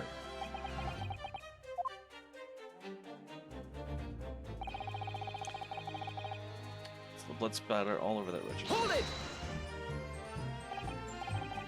All over her. Yes, through the peephole, I saw it clearly. Of course, the stains are invisible now, what with the coat being such a dark color. But I assure you, that garment is sullied with the victim's blood. Well, it is sullied with blood, that's for sure. But it's not Mr. Windenbeg's blood, is it? No, that's right. It's Mr. Mason Milverton's blood from when Mcgilded stabbed him 2 months ago. It's so annoying. If they'd only accept Hurley's chemical analysis, we could prove that. But they won't, so unfortunately we can't use it as evidence to support our case. Bother.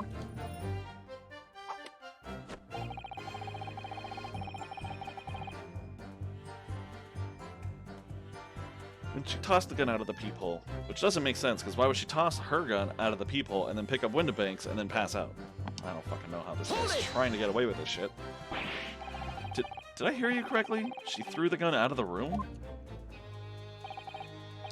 That's right. After the broker fell to the floor, she started walking over. Over where exactly? In the direction of the storeroom door, to where I was watching. Of course, I quickly retreated, and then the girl dropped the gun through the peephole onto the floor on my side of the door. Why on earth would she do such a thing?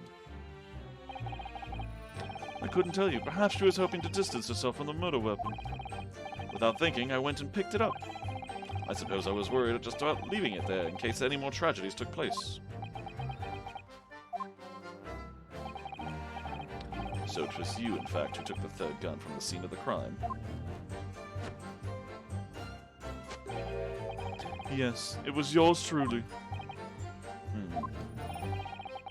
I left the clear-up to my lackeys and left. Clear-up? We'd made a bit of a mess around the counter, so Mr. Whistle and Flute here told us to tidy up. He thinks he's our bloomin' mum sometimes. Well, I was paying you enough, by God. Ugh. Tell me, Mr. Graydon, when you left the pawnbrokery that night, was it by any chance with the second disc in your jacket pocket? You little toe rag!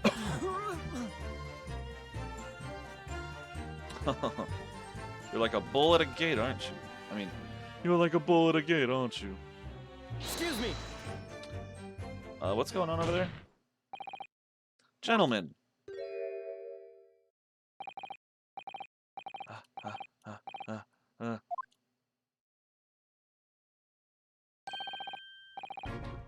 Something wrong, Sunshine? That should be my line. You do realize you were just violently shaking Mr. Skulkin? Blimey, this D's a bit of an hooligan, ain't he? What was going on just now? You saw him, he grabbed me and whistled. Why the blazes, he said. Didn't you mention the third gun when we got you down the station? And why didn't you? 'Cause we didn't know nothing about it. Or that flaming peephole in the door. Sorry about that. I can be prone to losing my rag sometimes. Not hurt, are you? God blimey, see the way he's looking at me? I'm telling you, this D gives me the willies. That was strange. Inspector doesn't normally get quite as worked up as that. He wouldn't normally grab someone. No, that wasn't like Rexy at all. He's normally all sweetness and light, no matter what I say to him. Yes, well, I think you might be a special case, Iris.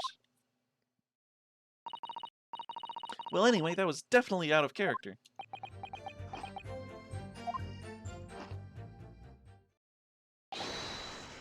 My lord, requesting your lordship's permission to interrupt the cross-examination. Explain yourself, officer. I have the result of the test that was ordered earlier, my lord. Ah, the blood on the accused overcoat. Thank you, officer. Very well. The cross-examination is hereby temporarily suspended. I presume you have no objection, counsel? No, my lord.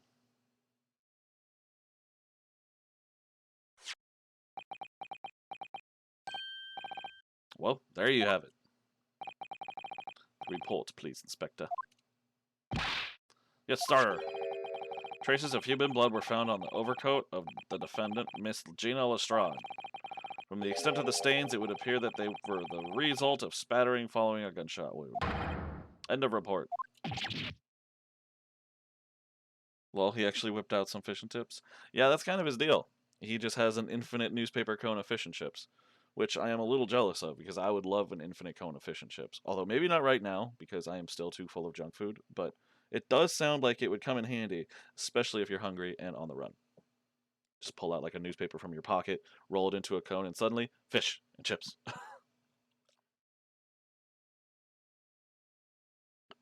God, why does this water taste so good right now? Goodness me.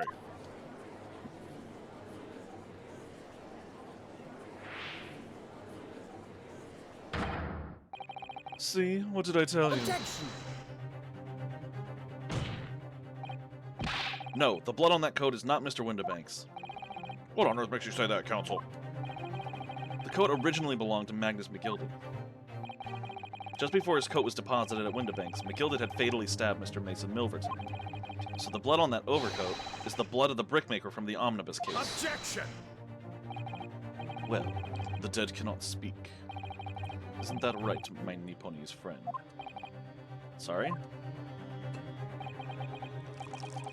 2 months ago in this very courtroom, did you not argue fervently for Mcgilded's innocence? And yet now that the man is dead, you brand him as a murderer? Your conduct shatters any shred of respect you may have earned for yourself in this country. But that was... I call it a bally disgrace, treachery, that's what it is. How to determine whether the blood on that coat is 2 months old or not? Even a stereoscope couldn't help with the answer to that problem pop out. It can't be done. But, we use Mr. Sholmes' specially formulated chemicals. Mr. Sholmes is a detective, not a chemist. Would you put such faith in a chemical formula devised by me, for example, when I'm a communications officer? I yelled out Biroski for starving boy, and he ran away crying. Sherlock Sholmes is barely more than a figment of the public's imagination. His name carries no weight in this courtroom. No weight at all. How could you say that? Victory is sweet indeed. This proves that my testimony is the whole truth from start to finish. How do you arrive at such a conclusion, sir? As the witness said, the accused coat was spattered with the blood of the victim. The only way Mr. Graydon could possibly have known that fact is if he saw it happen. In other words, his testimony is solid, and the conclusion is singular. It was the accused who shot the victim in this case. That is the whole truth. It's true, the only way he could have known that coat was covered in blood is if he saw it get covered in blood when it happened, which means, was he on top of the omnibus? Was he in the omnibus somehow? My lord, been a long battle this one, but this old warhorse has something to say now, if you please. Mr. Foreman? As of this moment, sir, the squadron has reached its final decision. Ready, men? All for one now. Guilty. Guilty. Guilty. Guilty. Guilty. Guilty.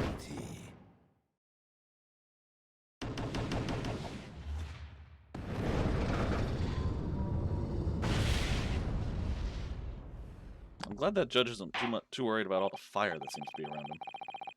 Well, it would appear the ladies and gentlemen of the jury have reached a unanimous verdict.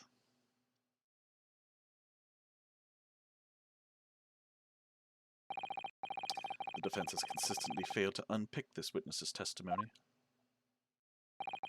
Here's to any attempt you may make at unpicking the jurors' decisions being equally successful. I don't believe it. After I've come so far. How is it all unraveling on me so fast?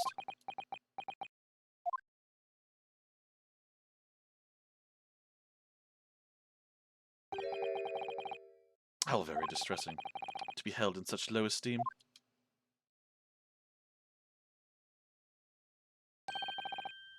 Wouldn't you agree, Mr. Naruhodo?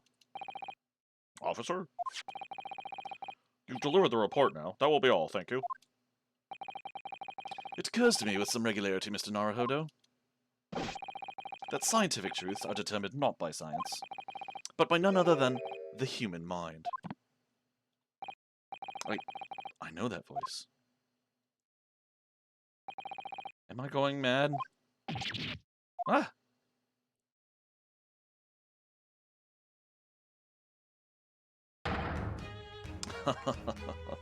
Oh, he would show up in disguise. That's funny. Been waiting for him to show up. You have to go now? Night? Alright. Thanks for hanging out, McWorst. I appreciate you chatting with me. And I hope you have a great day. I hope you were at least able to avoid a few, pieces of work. But yeah, you take care, bud. I'll see you next time. Mr. Sholmes! Whoa. What is the meaning of this? Order, order! What business do you have here, detective? The last I heard, you were recuperating in hospital. As well as I would be had I not been sent upon an errand. What errand? Hurley, it's really you! You're awake at last! Yes, good day, Iris. I appear to be rather late to rise. My apologies. Now, my lord, if you will humor me... In what manner, sir? I have something of great importance I wish to give to the young lawyer over there. I need no more than 5 minutes. Would you be so kind as to spare us the time? What say you to this, Lord Van Zooks? This trial has taken many hours of the court's time, having spent so long already. Exactly, having spent so long already, we don't want to go wasting any more precious time. As I was saying, having spent so long already, it would seem churlish to deny the defense a mere 5 minutes. Very well then. Counsel, you have 5 minutes.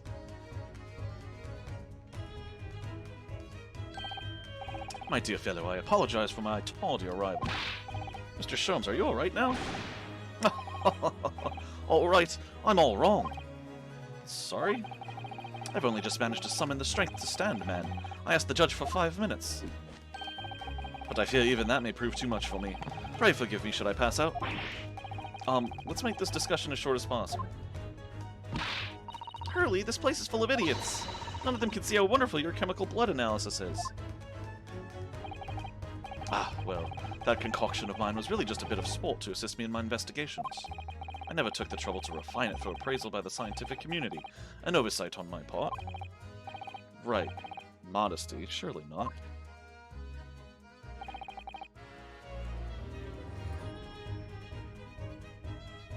But enough of that. I'm here to give you this, my dear fellow.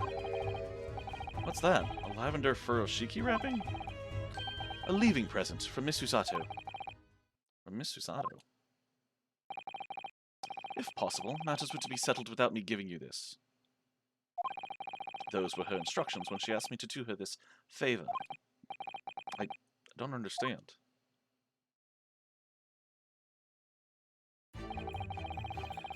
Miss Susato foresaw today's events, I believe. She knew that the culprit would attempt to escape justice by means both devious and underhand, and that you, Mr. Naruhodo, fighting fairly as you are wont to do, would find yourself in considerable peril. At that very moment of crisis, you were to be given this small parcel. Those were the dear lady's instructions. A leaving present from Susato-san. Whatever could it be? What is this? Oh! It's the machine I made! Ah!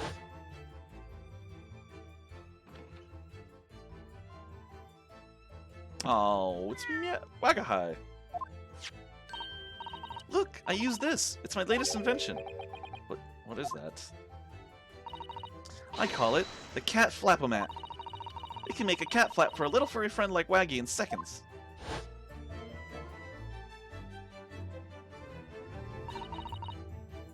What's Susie up to?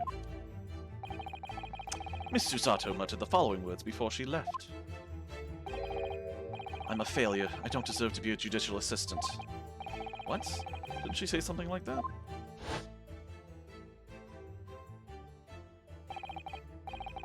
Really are the best judicial assistant in the world. Well, that's extremely flattering. But I'm sorry to say that I've been a complete failure. Whatever did she mean by that, Mr. Sholmes? That night when you left Winterbanks in pursuit of the thieves, Miss Susato made use of this contraption for a certain purpose. That is your answer, dear fellow. Not at all cryptic, then. Susato-san used this cat flapomat that night, but why?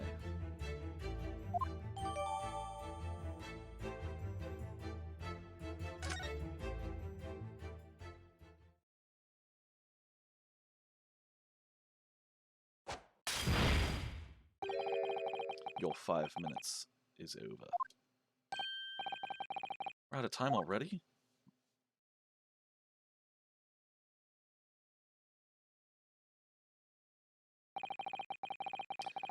I'm grateful to you for affording us that brief recess, Mr. Reaper.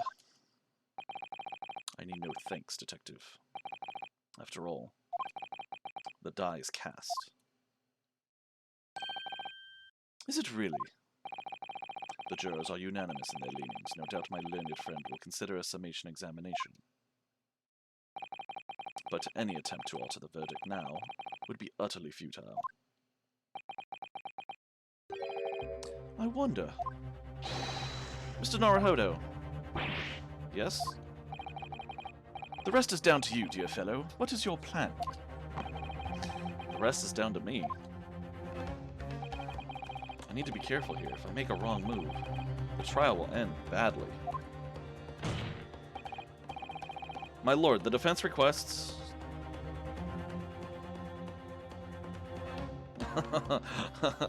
Okay, good answer, good answer. I don't know what the fuck this is supposed to be. Time to think? I'm thinking right now. I'm also gonna save right now, just in case.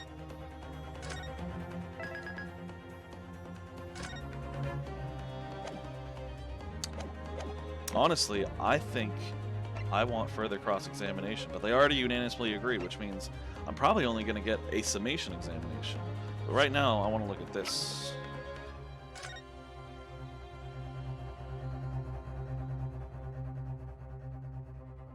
It's an interesting looking machine, that's for sure.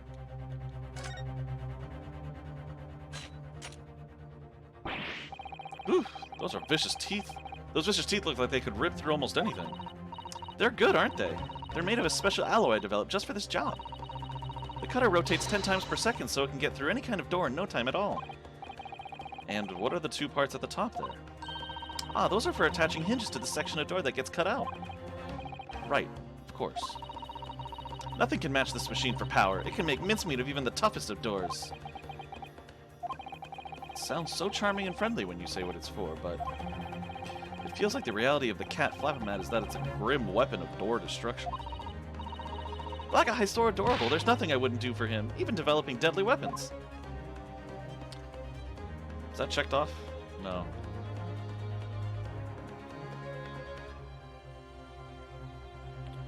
Alright, yeah, there's nothing to really examine on this thing.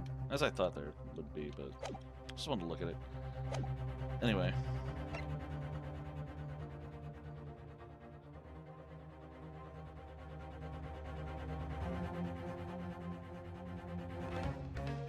I find it weird that Shom said one of the last things Shom said to me was after I had left the shop following the thieves, Susato used the cat Flappermat. But before Bruno left to chase the thieves... Oh wait, no. I think he came back and that's when the crime scene was discovered. I thought he looked through the peephole first and then... Okay, never mind. But further cross-examination would be good. I don't think I'm going to die either way, but I'm going to ask for further cross-examination. Further cross-examination. Objection! Yeah, you knew that was coming. The jurors have spoken. Protocol dictates that you may not cross-examine a new witness now. Objection! The defense is not asking for the cross-examination of a new witness, rather to continue with one of an existing witness. What? It would appear that a rather important detail has escaped your attention, Mr. Reaper.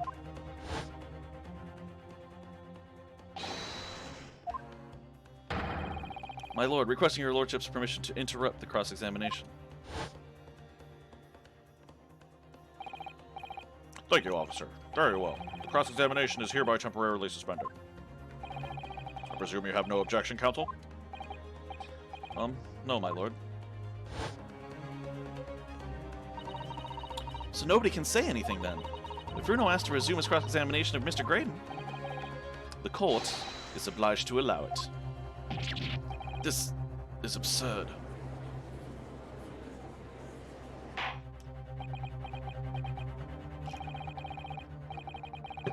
I will remind those present that this is my courtroom. I concur that the defense is entirely within its rights to request the continuation of the cross-examination. However, I will not permit an unremitting protraction of these proceedings. Therefore, I have decided to afford the defense one final opportunity in concluding the cross-examination. Counsel, you must choose but one statement from the witness's testimony, and but one piece of evidence to present in support of your argument against it. A single chance to present evidence? If, following that, the situation remains unchanged, I shall move to adjudication.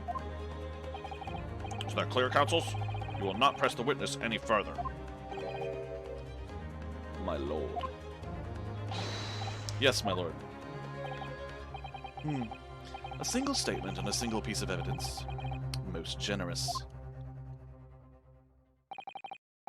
Well then, Mr. Naruhodo, it's high time I fell in a dead faint. I leave this in your capable hands. Thud. Mr. Sholmes!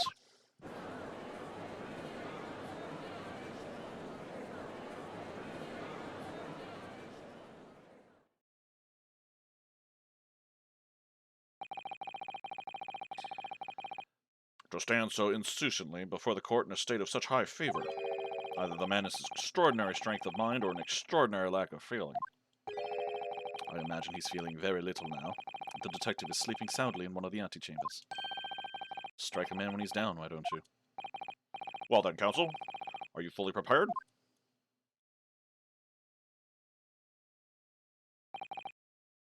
Yes. One statement, one piece of evidence. I won't let Mr. Sholmes down, or Iris. I won't waste this final chance that Susato-san has given me. This is going to decide the entire outcome of the trial. Very well, then. Under the terms I have outlined, you may resume the cross-examination.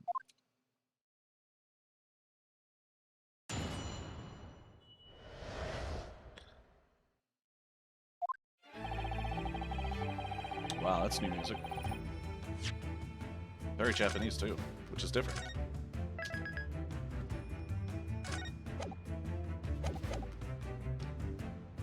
While these weapons were jostling with the broker, I was still near.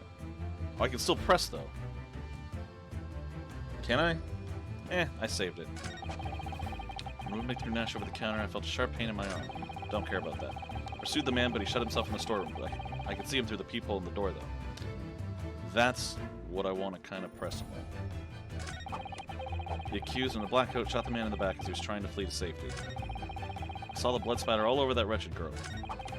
Then she tossed the gun out of the peephole, so I picked it up and made my escape. Again, two mentions of the peephole here. I want to press both of them, but I don't know if pressing is going to get me punished or not. So I'm just going to test it on this one. Hold it! Mr. Graydon, I take it. Objection! Okay. So it's going to be like that. No pressing. No, my learned friend. I take issue with you. Ah, oops. His Lordship made it very clear that the defense is permitted to present only a single piece of evidence. The prosecution demands stern punishment for any mischief used to make more of this cross-examination. Indeed, just desserts, counsel, just desserts. Wait, they spelled it deserts. Like hot place deserts. That's supposed to be desserts, like 2 S's. Tisk tisk, QA team. Alright, let's load real quick, because I just wanted to test the waters with that. I had a feeling it was going to be that. Anyway.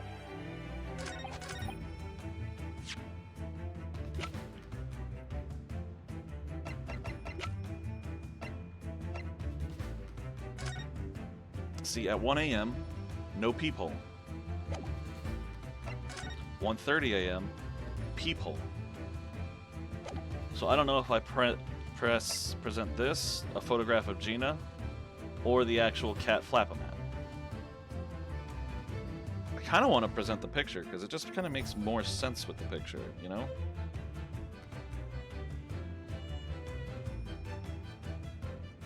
But I feel like we've used this, and they wouldn't give me the Flap-O-Man without this. Like, they wouldn't give me the Flap-O-Man for no reason. Like, this is my one last chance segment, and they gave me a brand new piece of evidence, so I guess I'll just use this. I saved anyway. But I know what I'm trying to say either way. So. Objection! Oh, nice. That worked. What on earth is this eccentric contraption, counsel? Oh, it's my cat Flap-O-Man, my lord. It makes a way for cats to get in and out of a room. It can cut through any door you could think of, and make a new little door in the middle of it. That's right, my lord. It's a device for creating so-called cat flaps. Small doors for cats to come and go as they please without their owners having to open the main door. I'm sure we can all work that out for ourselves. Ah! But that cat lover's contrivance has no possible relevance to this case. Oh, really? Of course it doesn't. To start with, there was no cat flap in the pawnbroker's door. Not being a caver of cats myself, I'm afraid I fail to see what this has to do with the matter at hand. Perhaps it would help if I described its function another way, then. This contraption is able to create a peephole in any door you can imagine in practically no time at all. I beg your pardon? A peephole, you say? 2 nights ago, we arrived at the scene only minutes after the murder of Mr. Windenbank had taken place. That's right. According to the paperwork at the yard, it was you, your Japanese assistant, and Sholmes. Yes, the 3 of us were together, and it's recently come to my attention that my assistant made use of this device at the time. Your assistant did what? There was a peephole in the storeroom door. I can attest to that. Because I looked through the peephole myself in order to see inside the locked storeroom. This is ludicrous. What are you trying to say? Of course there was a peephole in the door. I said as much in my testimony. How else could I have witnessed the crime, for pity's sake?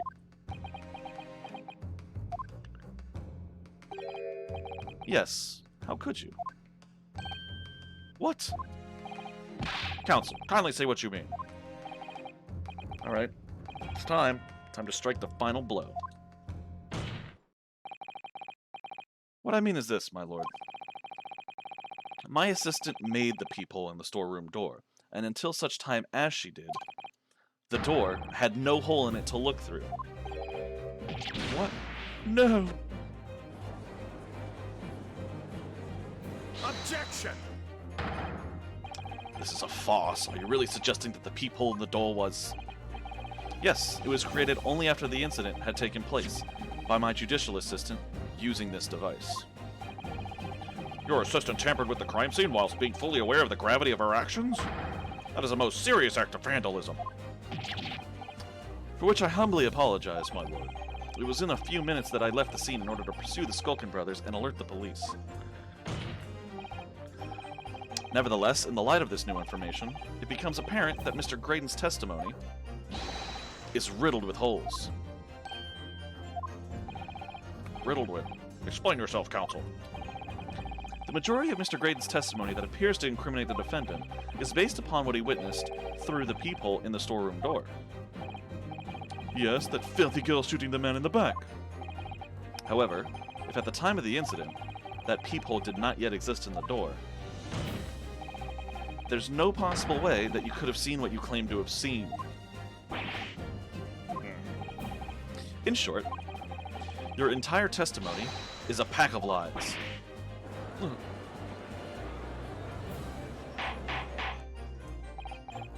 Order, order! Is there any credence in this revelation? Objection!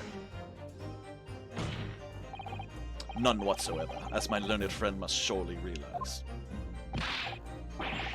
Exactly, this is some just cheap trick designed to discredit me. I'm afraid not, sir. Of course it is. Do you seriously expect people to believe that plaything can cut through a solid wooden door? Oh yes, I designed it to be very powerful. It can cut through even the toughest of doors. That's absurd. I don't believe it for a second. Haha, I had a feeling you'd say that. What? Waggy cooey, time for dinner! Did she really put a cat door in the courtroom? Boy, I'm glad to see you, Wagahai. I want a Wagahai. Well? Oh. Young lady, this is the Old Bailey. One does not make cat flaps in the oak paneling at the Old Bailey. I'm not done yet, don't worry. This doesn't mean that the peephole in the storeroom door at Winterbanks was made by your machine. And there's no way you can prove that it was. No? But it's easy. What? The cat flaps my cat flap mat creates are all of a fixed size. And the dimensions of the peephole at Winterbanks are an exact match. Oh. Old Silky's lost for words. Excellent work, Iris. Thank you. And now it's my learned student friend's turn to be lost for words, I feel. I believe your judicial assistant has already left the country for your Eastern Island home. Well, yes, that's true. Then you may have some difficulty in establishing all of the facts. For the sake of the argument, let us assume the peephole has dimensions that are a perfect fit for this contraption. In that case, when was the peephole cut? The prosecution demands proof of your answer. Ah. What is the purpose of your line of inquiry, Lord Van Zieks? It's very simple, my lord. The defense argues that the peephole was created after the incident using this device. But now that the perpetrator has returned to her native land, she cannot testify to the fact. There is no proof. Ugh. And for as long as the defense remains unable to prove when the peephole was made, my learned friend's claim amounts to nothing more than a baseless accusation. But we have evidence. We have those pictures. I've been looking at them for, like, so many chapters now. Indeed that is so, Lord Van Zieks. Well, counsel? Don't give up now, Runo. This is the time to create your own opening and force your way through. I don't know if I can do this, but I do know one thing. Susato-san is the greatest judicial assistant in the world. Very well. The counsel for the defense will present evidence to support the claim made. Proof that the peephole in the door of Winterbank's storeroom was created after the event and not before. Yeah, we're gonna save it, because this game is getting really finicky with their choices and stuff, but I know exactly what I want to do. I can go ahead and present Take that! this picture. What are you? A print from that detective's infernal cameras again. My judicial assistant, Miss Susato Mikotoba, is an extremely intelligent and capable woman, which is why I never had any cause to doubt that she would have considered this scenario and made sure I had the necessary proof. And the necessary proof is this photographic print, counsel? This print shows a scene in the shop moments after the defendant entered the premises. Agreed. It also shows the accused mercilessly wielding a gun in the direction of the defenseless broker. But more to the point, it pictures the storeroom door in the background. Let me see that print again. I don't believe it. This really is quite remarkable, the door to the storeroom. It's completely devoid of a peephole of any description. Mr. Graydon, you couldn't possibly have witnessed the crime as you claim to have done, because at the time it happened, there was no peephole in the door.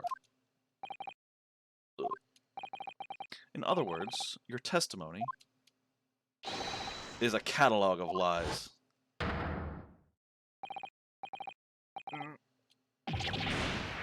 Oh.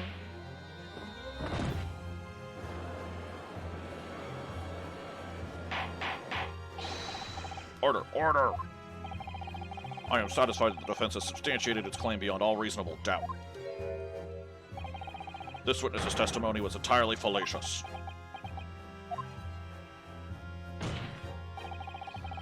That's not the only thing we know beyond all reasonable doubt. My learned friend's assistant's guilt can no longer be denied. The woman tampered with a crime scene. But more importantly, Good lord, there's more, Lord Van Zeeks? the defense may have established a reprehensible instance of perjury.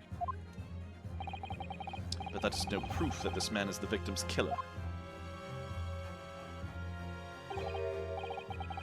Yes, that's right. What? I was there at the scene. It's true. And I was shot in the arm. It's true. But that's all. Yes, in fact, if you look at the circumstances, I am the victim here. Oh, please. I don't believe this.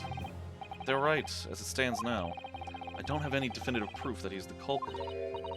Still, he can't worm his way out of it now. Iris? You know what they say. There's no point locking the cat's door after the cat is bolted. Isn't that right, Runo? As Hurley always says, one lie begets another. No, wait. That might have been a line I wrote for him in one of my stories.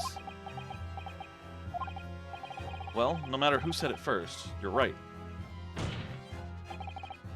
Mr. Graydon, not only did you give false testimony to the court, but the lies you told make no sense. Make no sense. What do you mean by such a remark? What you said in your testimony reveals that you know something you shouldn't have known. In other words, there is a fundamental inconsistency in your statements. What? Objection! This is provocative talk, counsel. Won't you enlighten the court? Explain this alleged inconsistency. Iris was right. One lie begets another. The inconsistency is revealed by the lies in the witness's statements. They show that Mr. Graydon had knowledge of something he shouldn't have known anything about, namely, the bloodstains on the coat.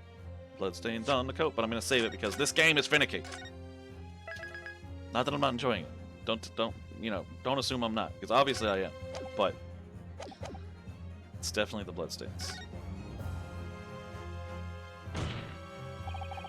The bloodstains that were present on Miss Lestrade's coat. That's right, the victim's blood splattered all over her when she shot him.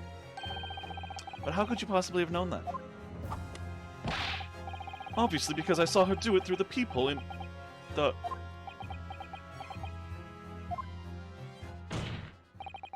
The point is not that you lied in your testimony, Mr. Graydon. It's the nature of the lie you concocted that is so revealing. You're not making any sense. Let me ask you a simple question. How is it, Mr. Graydon, that you knew of the existence of the peephole in the storeroom door? What? Well, obviously, Ah! Has the cat got your tongue, witness? The peephole in the door was made after the incident occurred, and once I returned to the shop having failed to catch the two burglars, Scotland Yard's investigators arrived immediately. Since that time, the police have been at Windibanks constantly carrying out their investigation. Isn't that right, Inspector Gregson? Well, yes, of course. The place is chock full of pawned articles, and my lads have to thoroughly examine them all. So I gave the order to have officers working around the clock in shifts so we get through it all. And consequently, there's no way that you, Mr. Graydon, could have gained access to the shop. Therefore, you should have known nothing about the peephole in the storeroom door. So the fact that its existence forms the basis of your testimony is completely inexplicable. Objection! And yet the fact remains that Mr. Graydon did maintain that he witnessed the crime take place through the peephole in the door. How on earth is that possible? Could I have a word, please, Lord Van Zieks? Speak, Inspector. It's just that I really ought to be getting back to the station now to put in my report. There's really nothing more I can add to this testimony, so if it's all the same to you, permission denied. Oh. It's not all the same to me, Inspector. Not at all. You will remain exactly where you are until this trial concludes. Of course, sir. Mr. Graydon. You shouldn't have known about the existence of that peephole. Which can only mean that you must have been informed about it by somebody else. Objection! Stop there, my learned friend. You realize, I trust, the words you just uttered have extremely serious implications. Yes. But the defense believes that the details about the case that Mr. Graydon claims to have seen must have been revealed to him by a certain person before his testimony. And, in fact, considering a particular clue we have, there's really only one person that could be. Who is this person in question, counsel? Who gave this witness details of the crime scene to facilitate his false testimony? Oh, goodness. Oh, goodness gracious. Okay.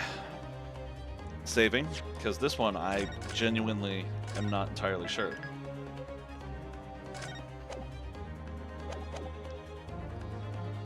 So it couldn't be Susato, obviously, or Sholmes, or Iris. He died, she was in prison, he's the one we're trying to get. So it was either Gregson,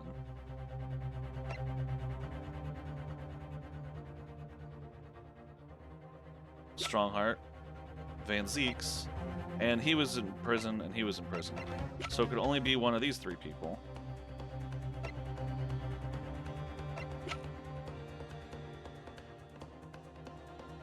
I don't think it was Van Zieks. I never trusted this guy, that's for sure. I don't want to believe Gregson did it, but he's been acting so fucking fishy.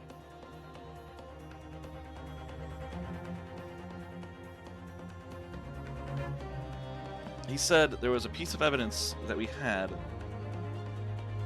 that could only be related to one person. And I think it's Gregson. I don't want to believe it, though. I want to believe it's him. I hate him. I feel like he lied to Susato to get her out of here.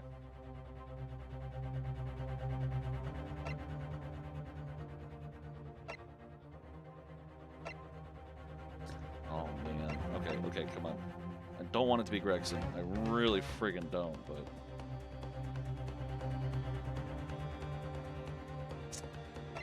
but him, like... He doesn't really have anything to do with it.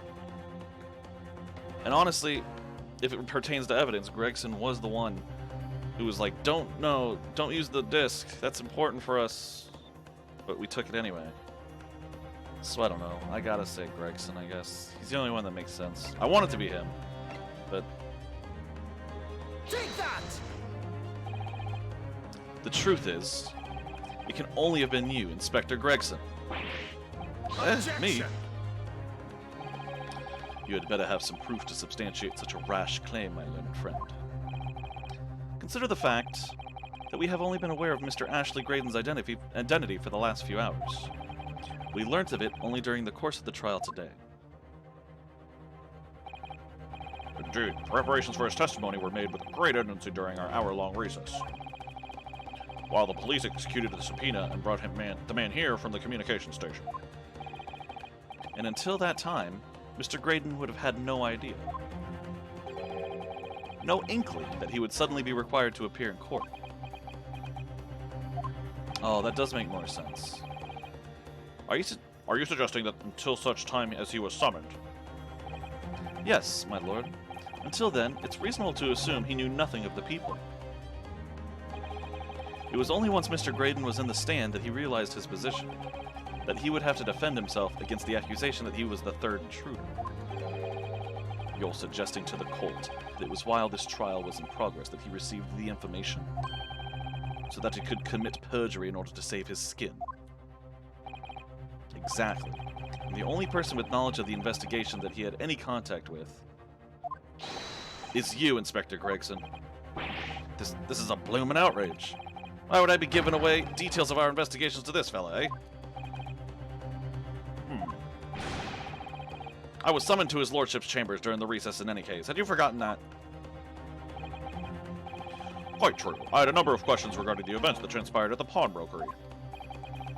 Which means the first time these two laid eyes on one another was after proceedings resumed following the recess. Oh yeah, they were whispering to each other at one point. Since then, they've been in full view in the stand, where such illicit discussions couldn't possibly have occurred. Ooh, I just remembered something, Bruno. What is it, Iris? There was one time before, wasn't there? I think it was when Ginny was testifying. Oh yeah, now that you mention it. When the bailiff was dispatched to retrieve Mcgilded's music box from the scene of the crime. That's it. It was during that testimony. I remember finding it strange at the time. Mr. Graydon and the inspector seemed to be having some kind of secret discussion.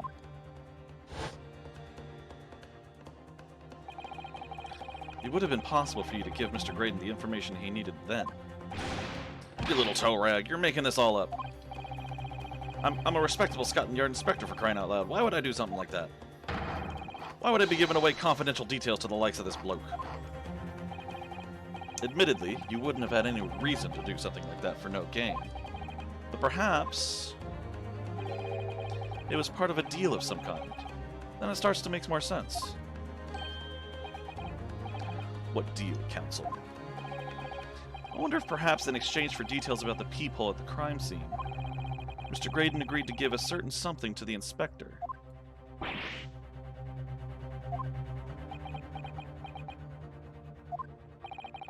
I'm sure I need not remind the inspector that, if found to be true, striking a deal of any kind with a witness would be considered a gross case of malfeasance. I'm learning about a lot of different kinds of charges. Well, Objection! It's becoming clear that jumping in with accusations is this Nipponese student's specialty. I'm sorry, speciality. I don't do that. With the stakes so high, the prosecution is not prepared to listen to baseless charges. It is incumbent on the defense now to present evidence in support of this diabolical claim. Evidence? Just what are you proposing that the inspector demanded of the witness in return? The court must see proof of this alleged deal. If Inspector Gregson really did strike a deal with Mr. Graydon, then logically, there's only one thing he could have asked for. That must be it. Bruno, do you think it could be... Yes. It's the missing link that would join all the dots together in this puzzle. I must press you for an answer now, counsel. What evidence explains the nature of the alleged deal that Inspector Gregson made with the witness? I have an idea. It's a long shot, which is why I'm saving, again. Which makes me even more worried that I'm going to get it wrong. But, as far as I'm aware, there's only one thing Graydon could have had that Gregson would have made a deal with him for. And it had to be the second music disc, right?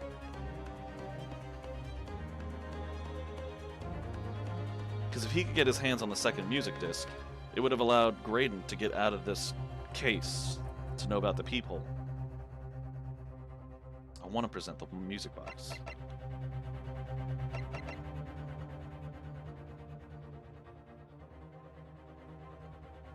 Let's do it. Take that! Inspector Gregson, besides this murder, is it not true that you've been working on another very important case? What? Are you getting it now, Sunshine? Is it possible that this other top-secret case is what's alluded to in this newspaper article here? I could have shown both of those. Okay. The classified secrets being leaked overseas from the Ministry of Justice. How the bleeding Nora could you? We discovered during the course of this trial the music box deposited at Windobanks by Magnus Mcgilded, a special music box designed to play 2 discs at once. It would seem very likely now that encoded on the pair of discs that were in Mcgilded's possession are the leaked classified secrets.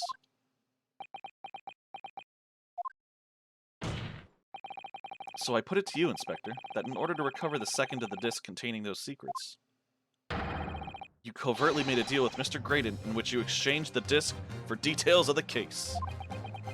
You little... That's some new music, too. Order, order! On the day of the incident, when we met you at Windobanks, you said this. I'll be taking that whatever it is at Mcgilded's down to the yard, thank you very much. So hand it over. No, don't. Don't give it to him. It's mine, that is. Mine. I'm sorry, miss. But anything belonging to Mcgilded has to be taken in as evidence now.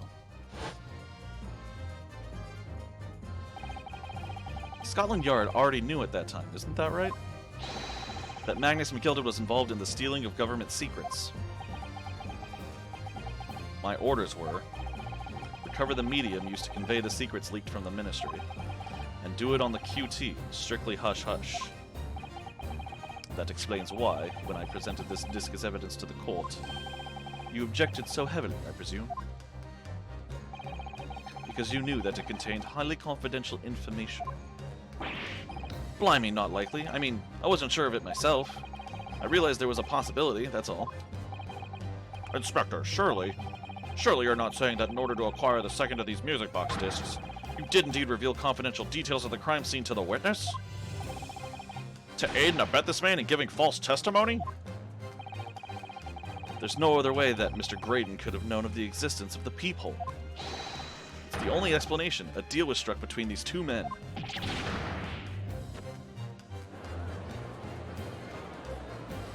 Objection! If, and I stress if, this sobering assertion turns out to be founded in truth, it would mean that the second disc is, as we speak, here in this very courtroom. Wait, what? In this room? How could you possibly make a claim like that? Because Inspector Gregson is a Scotland Yard detective. What? What's that supposed to mean, eh? As a seasoned policeman, the inspector will have approached this alleged deal with caution. Certainly, he would not have accepted a gentleman's agreement in this matter. No, he would have insisted on having the article agreed upon in the palm of his hand. Good gracious, then you mean to say Inspector Gregson already has the item in question in his possession? He has the second disc actually on his person? Yes! Yes! That's funny. The defense demands that the inspector searched at once. Definitely. They could only have struck a deal with each other when Ginny was testifying before, and Gregsy hasn't moved from the witness stand since. My lord, please, order an examination of his personal effects immediately. Well, Inspector?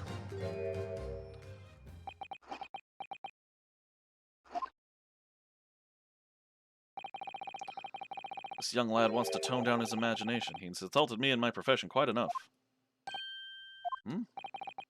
However, it'll put this matter to bed and dispel any doubts about my involvement. Then I'll happily submit to a body search. What? He's going to agree to it. I presume you're aware of the precipice on which you now teeter, my learned student friend. You've made a most serious allegation against Scotland Yard here. If, following the search of the inspector's personal effects, no disc is found, you will be deemed unfit for court service. This trial will end, and my country's government will formally demand of yours that you are severely reprimanded. That sounds serious. Indeed, to have a visiting student make such defamatory remarks about our country's most senior police force is not something Her Majesty's government will be able to overlook. You're just threatening Runo because you're scared. The accusation is beyond serious. You must be prepared for grave consequences. It's true. I can't imagine Gregson would have accepted a gentleman's agreement for something so critical. The disc must have physically changed hands, which means the inspector should have it. But somehow, something doesn't feel quite right here. Very well, Counsel. You know the implications, so let me ask you one final time. Yes, my lord?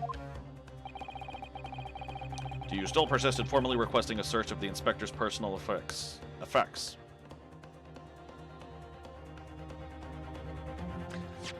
Alright, saving this one. He did agree to that really fucking fast, which is suspicious.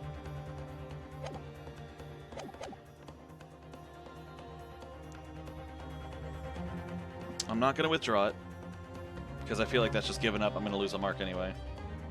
And I don't want to search someone else, because again, for the inspector to go this far, yes, he would have wanted to have it in his hand. But if I search him, I feel like I'm not going to find anything. Maybe it's in blah blah blah blah blah. Maybe it is in his fish and chips. That would be actually kind of amusing. But I think, honestly, this is what Cosma came here for. I think maybe there were some people looking to nail the corruption in the government, but they needed a third party to do so, because no one else was willing to take the risk. But Cosma, that dude had giant fucking balls. I think that's why he came out here, because he was willing to take that risk. He wanted to reform the system. So, I don't know. I'm gonna dive in head first, I guess. Yes, the defense demands that Inspector Gregson is searched at once. Very well. Are you ready to proceed, Inspector? Be my guest, sir.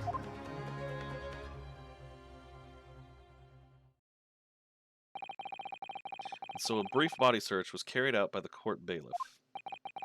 A few short minutes later, it was revealed that the inspector had nothing unusual on his person at all.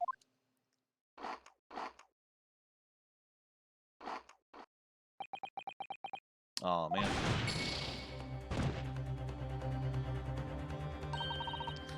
Just as I thought. What? Well, you heard Gregsy before. He almost invited the search. It was obvious that we wouldn't find anything. Maybe consider mentioning things like that before I monumentally put my foot in it next time. Well, Counsel, what do you have to say for yourself now? Have you learnt your lesson, or do you intend to embarrass more people in this courtroom? Ugh, this is bad. Uh...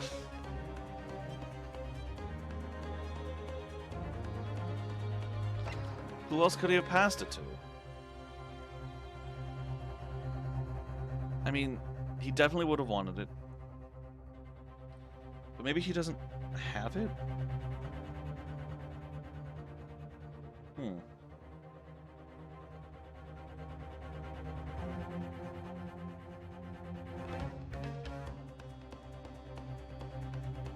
I have no idea who it could be. I'm not gonna lie. Alright, let's search someone else, I guess.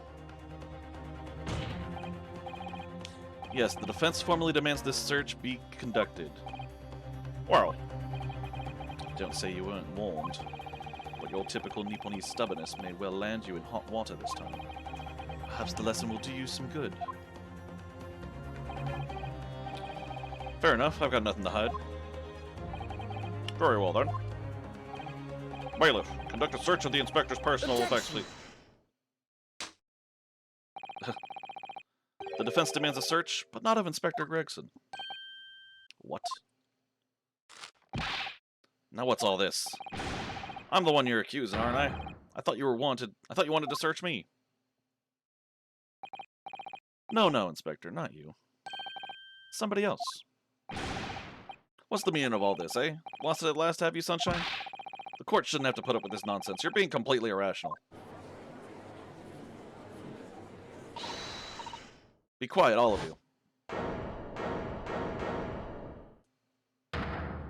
Oh, Iris. Bruno's doing what you all told him to do, and having the courage of his convictions. So you should respect that and listen to what he has to say in good faith. Because that's the British way.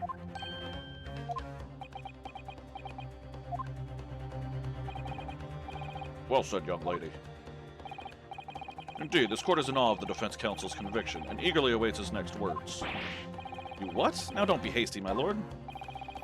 If I'm not mistaken about the things I've seen in court today, I'm fairly sure that I know who has that disc at the moment. There's only one person it can be. Counsel, of whom do you request this search now? Okay, so... I honestly don't know. We gotta save again, just real quick. I still have 3, I'm not worried about losing that one. But he's been at the stand the whole time. So if he had the disc, it made a deal with him, and they traded hands. But he didn't have it on him, which means he needs to hide it somehow, but if he never lets the stand... It could only be one of these guys?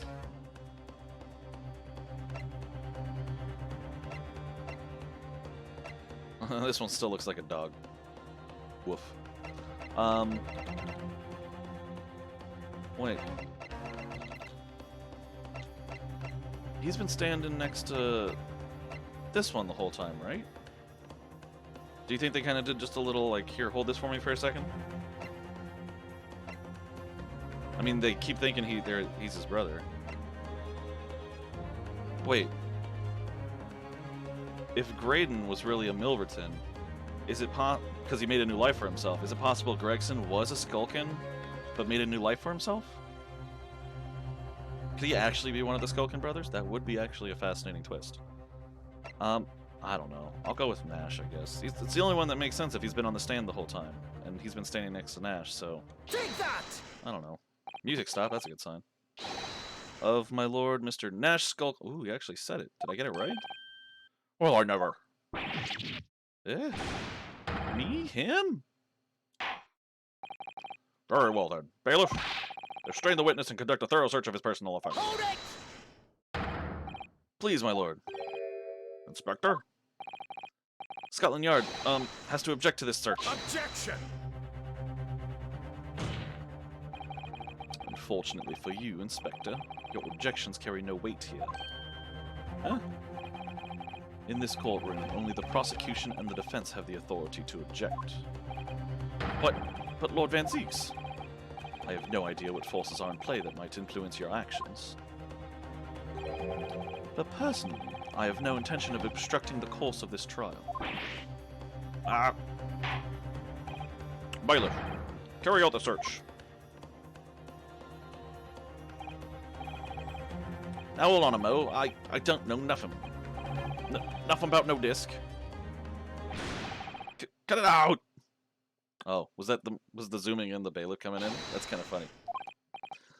Here, my lord. In the witness's pocket. I found this. Good lord, that's... Another music box disc. I don't know nothing about it. Nothing.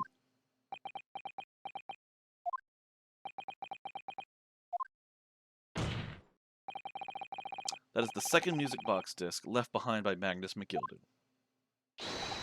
Is it not, Inspector Gregson?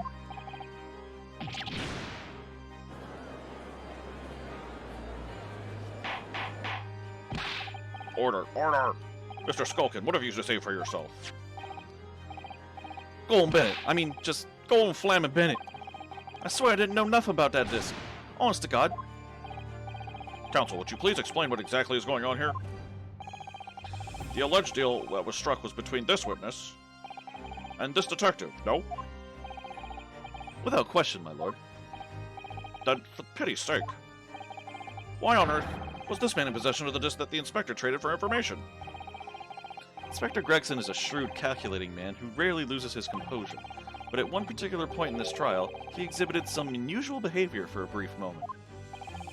I don't recall. What unusual behavior?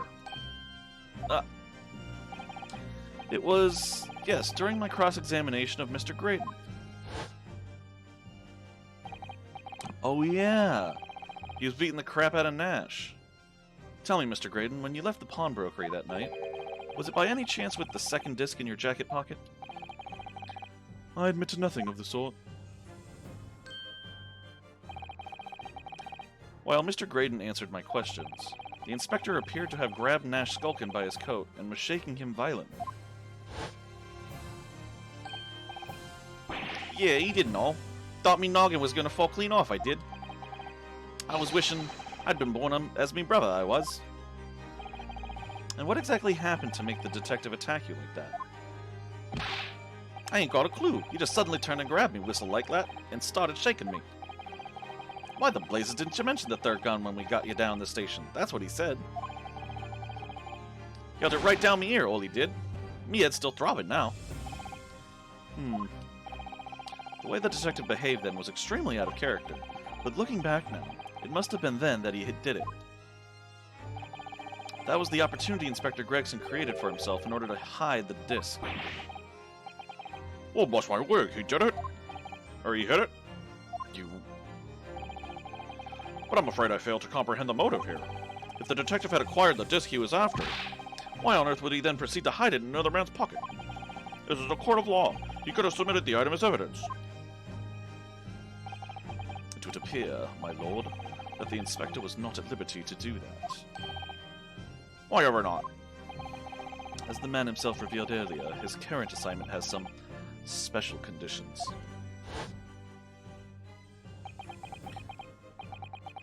My orders were, recover the medium used to convey the secrets leaked from the Ministry, and do it on the QT, strictly hush-hush. Hush-hush, a top-secret assignment, is it? As far as we're aware, the information stolen comes from confidential government communications. It would seem that if that information were to be revealed in court as evidence, it would be problematic. Does that sum up the situation, Inspector? I'm operating under direct orders from the Ministry. I'm afraid I'm not at liberty to answer that question. I don't know why he's turning southern. So, realizing there was a chance that you may be searched here in court, you took steps to hide the disc you had acquired from the witness. Ah, does this mean... He only pretended to attack Mr. Skulkin in order to get close enough to him to slip the second disc into his pocket. So it was all a pretense?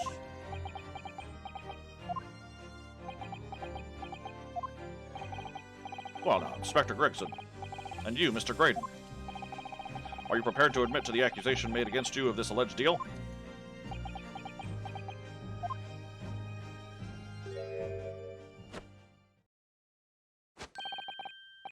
Admit to it, yours truly, please. Mr. Graydon, Clearly our Eastern visitor has an uncommonly active imagination. However, there's no proof that I passed that disc to the inspector. Objection! But then, how do you explain the reason why you knew about the peephole? I'm under no obligation to explain. What? Yes, I lied in my testimony. That I admit, so sentence me accordingly. But that is all I admit. Murder, leaking government secrets, striking a deal with the detective. All of it is this young Eastern man's fancy. I have no idea what any of that is about. What?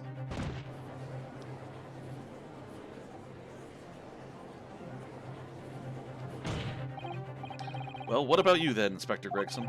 Do you admit to making a deal with Mr. Graydon in order to acquire the disc? Ladies and gents of the jury, as a Scotland Yard inspector, I will declare this and nothing more. I am acting in the best interests of the country. Whatever I've done, it's been in the name of justice. So, as members of the public of this fine country, I'd like to think that justice will be your guiding light when you're making your decisions. Wait, that last one's not a member of the country. Ah, whatever. Small point, I'm sure. This is quite a quandary indeed. Rarely have I encountered such extraordinary tumultuousness in the concluding of a trial. Nevertheless, in the absence of any further evidence to be presented, I believe it is time that we put the matter to the jury for their final leanings. Well, now, as a fellow servant of Queen and Country, I must say I sympathize with the old inspector. Yes, he's a dependable man, I'm quite sure. In service, one becomes a good judge of character. Even crossing your eyes doesn't help when it comes to looking at this case. It's all blurred to me. Well, as a fellow professional, I'd like to put my faith in the detective, really. Graydon is highly skilled operator. Stop. Currently in presence of idol. Stop. Detective has very much trusting eyes. More than this, I cannot say. I don't believe it. These 6 jurors they're going to believe Gregson? If they declared a decision now. Is Ginny going to be found guilty? If I don't manage to produce some definitive evidence right now, then we're going to lose. Either some proof that Graydon killed Mr. Windingbank, or stole those government secrets, or some evidence to force Gregson into admitting that he struck a deal with the witness. Well then, counsel. I think it's time I imposed on the jurors to declare their final decisions, no? That is, unless you have some compelling evidence you have thus far not presented to the court. If I let the judge call on the jurors to announce their leanings, Gina will be found guilty. So there's no choice then, Bruno. You have to throw some more evidence at them. This is it now. It all comes down to this. It always comes down to this. Who do I present evidence against? Gregson or Graydon? Alright, let's save it. I have no idea. Shit, what time is it? Oh, it's 12:45 in the morning. God damn. Oh, this is tough. This is tough. This is a tough one. Tough, tough, tough. So I need to show proof that Gregson made the deal, or proof that Graydon shot Windibank, or stole the secrets.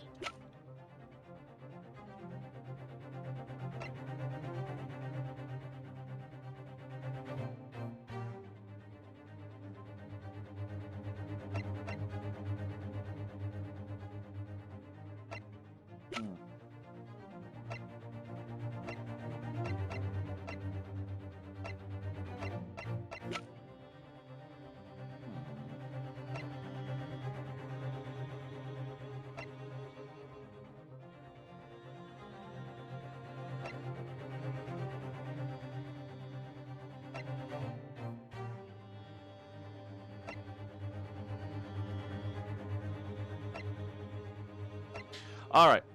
Sorry, I did some silent thinking in my head, focusing hard, can't seem to come up with anything. Not sure if it's because I'm tired or because I'm just not sure what the hell I need to do. But I'm tempted to do Graydon, and I'm tempted to do this, because he still didn't tell me how he knew about Gina's coat. I guess a better reason for that would be the blood. But I'm not sure.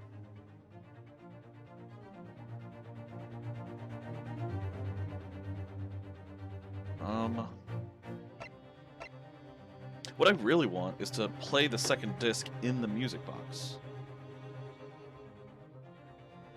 Can't we? How do we do that?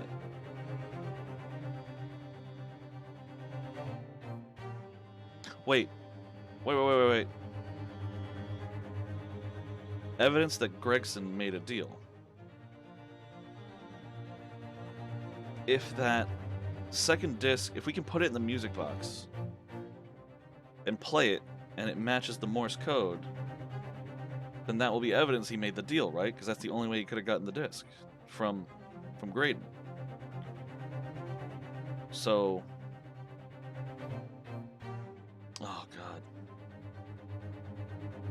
I don't know. That's the only tangible thing I can think of.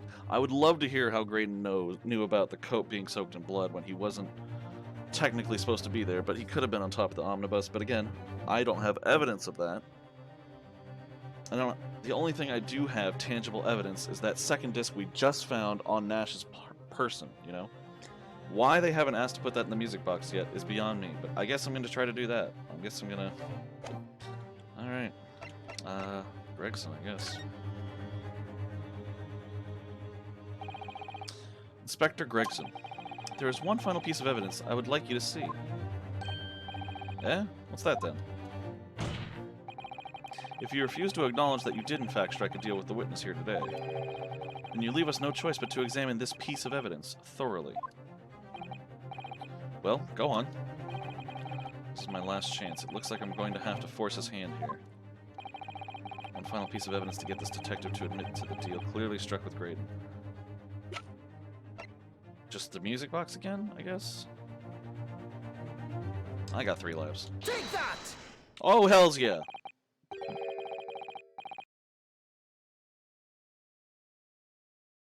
Please tell me they're going to put the second disc in there, because that's all I want to know. Just put the disc in so we can match up the Morse. Is that Mr. Mcgilded's peculiar music box, Counsel?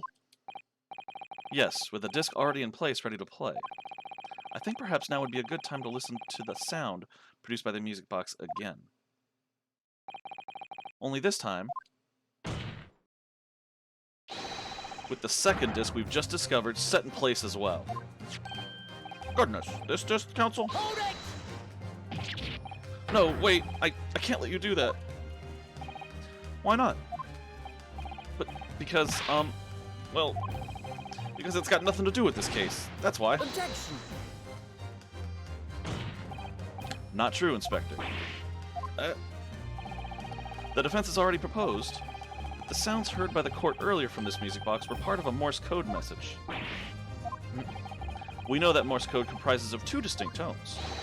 The defense believes that the second disc contains the second tone needed to complete the message. And now we have a chance to confirm that theory. For crying out loud, Sunshine, we're talking about state secrets here. If you go letting the whole courtroom hear confidential information like that, it's treason. Then do you admit the charge? That in order to protect those state secrets, you engaged in unlawful dealings with the witness. You're mad. If you let that secret information out into the public domain, you'll be making an enemy of the entire British government, you idiot. Objection! Let's not forget, Inspector, that you, a Scotland Yard officer, leaked confidential case details to a witness. That you continue to lie to the court, and all because, by fair means or foul, you're determined to do your duty. Well, by fair means or foul, I'm prepared to do mine. Don't you dare. I will stop at nothing to protect my client. I don't care who I make an enemy of.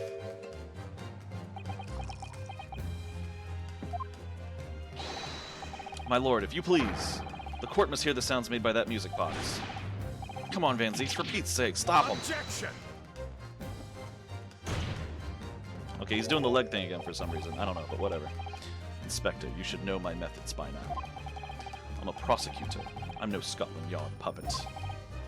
Look, in this courtroom, my duty is to the law, so let me propose a toast to uncovering the truth by fair means or foul. That was oddly helpful. Very well. The defense's stance here and that of the prosecution has been made very clear, I feel. Therefore, in accordance with the defense's request, the court will now listen as this music box is set in operation once more. This time with the second disc in place and both displaying simultaneously.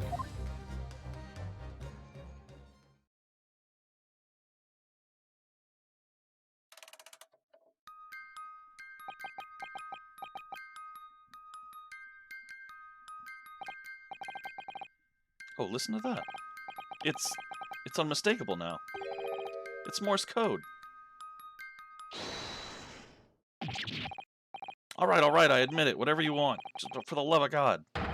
Shut that bloomin' box up.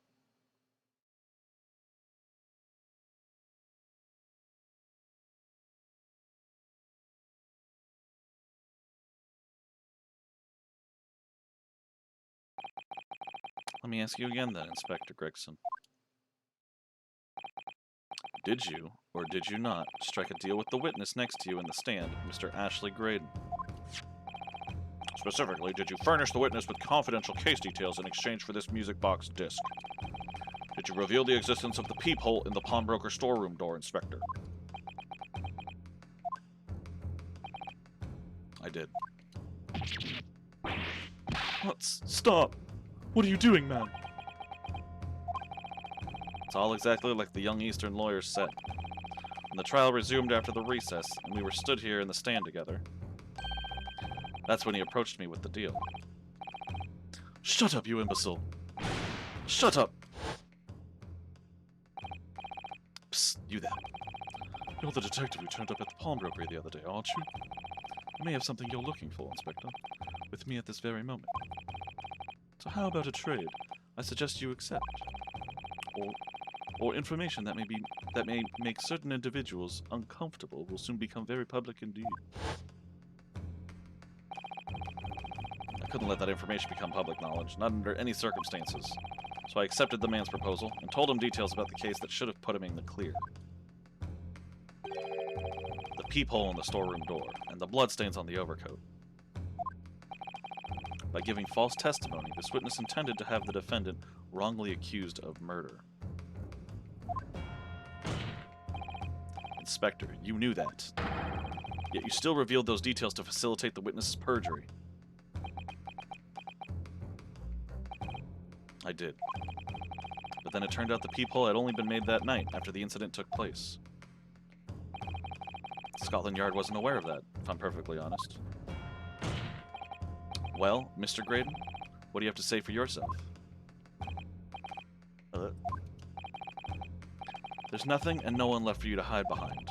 You struck a deal with the inspector in order to escape conviction of a very serious crime. Namely this. You are the third intruder who broke into the pawnbrokery on the night in question. And you perpetrated the murder of the proprietor, Mr. Pop Windabank. You...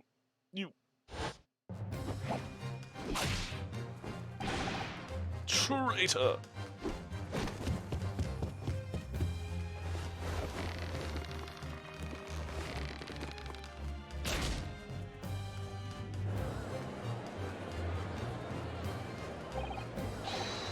Bailiff, restrain that man!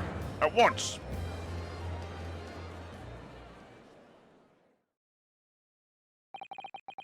That's it then. It's all over. Where's the objection? Where's the objection? Really? I despised my life growing up. Those slums are vile places. I was cursed from birth, born onto poverty, the son of a penniless artisan. My parents did nothing but quarrel all day long. What little money they had was never spent on me.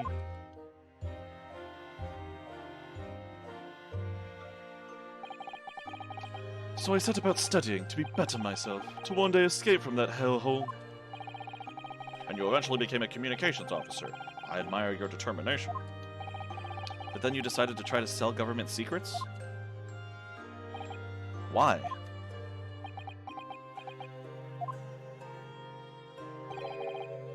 Isn't it obvious? Because I wanted money. Even now, years later, the nightmares of my life in the slums wake me in the small hours. I wanted to drown them out, with more money than anyone who lived in that squalor could ever imagine. Then one day, I met him. Mr. Magnus Mcgilded. You're a fiend with acquired talent, so you are. I've money to throw your way if you're interested. All you need to do is go along with me little plan now. I cannot do an Irish accent. For the life of me. I was to steal the Ministry's telegraphic message logs, and Mcgilded would buy them for a handsome sum. As I was responsible for inspections of the Ministry's communications office, it was a simple enough task. The lure of the devil's offerings, how easy it is to succumb. But you must surely have realized the seriousness of the crime you were committing. And for that reason, I took great lengths to ensure that my actions were untraceable. By using the music box.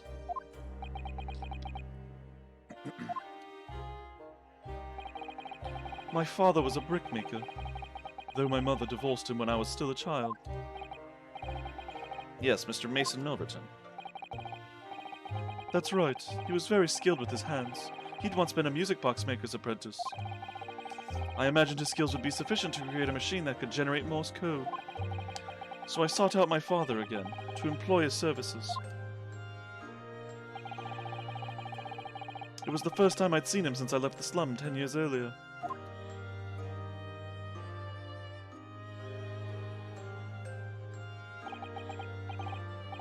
Look at you, Ashley. What a fine gent you become, eh? He was a different man to the one in my memory, a thin, frail old man. The poverty had never broken him, never corrupted him like it had me. I was sure that he wouldn't help me if I told him the real reason. So I made up a story. I've got some work for you, Father. I've got some work for you, Father. I need some music box discs made. Music box discs, eh? A musician friend of mine has written some music he wants to sell to the public. Oh, that was... I brought the score with me. There are two, actually. I'd be delighted, son. It's been 20 years since I did any work like this, though. Fetch my tools, would you? They're in the loft. That's how I had him make the 2 discs. Thereby splitting the information in 2. You were taking considerable precautions indeed. It was to protect myself as much as anything. It meant that I could deal with Mcgilded in 2 separate transactions. The first involved the first of the 2 discs, and the music box for playing them. I exchanged them at Mcgilded for 10 guineas. Then, on receipt of the second disc, he would pay 1,000 guineas. So, what happened on the omnibus 2 months ago was the second part of a deal? The exchange of the second disc? Yes.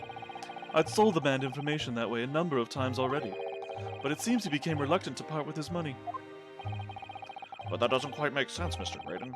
Well, why was it that on the omnibus 2 months ago, your father, Mr. Milverton, was the one dealing with Mr. Mcgilded and not yourself?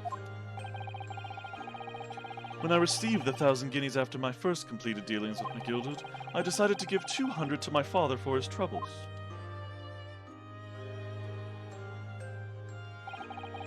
But my father realized something was amiss. In time, he worked out that I must be involved in something dubious, and when he did, he said to me, Next time there's an exchange, you'll let your old man do it, understand? Otherwise, I won't take your money anymore.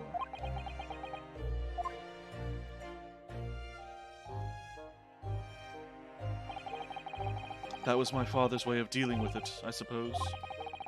Climb into the omnibus, hand over the second disc, and take the money from Mcgilded. That's it. He had no idea what was actually on the disc I'd asked him to make. He never knew.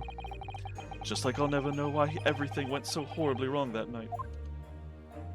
Doesn't Jenny know? She heard it. All I know is that the disc was taken from him, and he never returned home.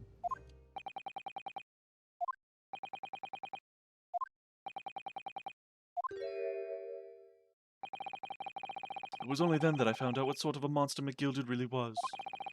So after 10 years of not once uttering it, I swore on my father's name.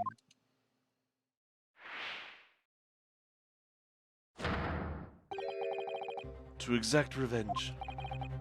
Revenge? As anyone with even the remotest knowledge of the man will no doubt be able to imagine, Mcgilded brought all his wealth and influence to bear in the most despicable of ways. To crush any semblance of justice in his trial. The crime scene was tampered with, evidence was fixed, and witnesses were bribed. That trial 2 months ago was a farce from start to finish. My feet had barely touched British soil back then, and I walked into that hornet's nest completely unaware of the sinister background to it all. I'd made plenty of money out of my dealings with Mcgilded by then, so I spared nothing in my arrangement 2 months ago. I knew exactly who to hire. If you're willing to pay the price, there are people in this city willing to do anything you ask. Mcgilded himself had shown me that. Are you saying that? I think you have the picture now. After he twisted everything to his favor in this courtroom to ensure that he walked free, I took matters into my own hands and delivered the justice that monster deserved. That tragic accident following the trial here 2 months ago was planned and executed by yours truly. Mcgilded's death that day was caused by this man. Everything is ready, sir, if you'd like to follow me into the courtroom. What's this, officer? 'Tis sooner than I was led to believe. I hope it's not inconvenient, sir. There were some changes to the schedule. Well, I must be making tracks now. 'Tis time for the inspection. They're going to examine the omnibus again, so I'm told. I asked if I could be present for it myself. So that policeman who came to tell Mcgilded he could examine the omnibus again. That's right, an imposter hired by me.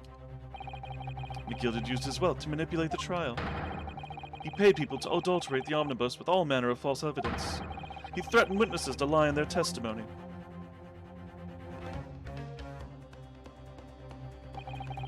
So I gave the man a taste of his own medicine. Once the omnibus was doused in paraffin, one of my sham policemen ushered Mcgilded inside and sent him on a one-way journey to hell.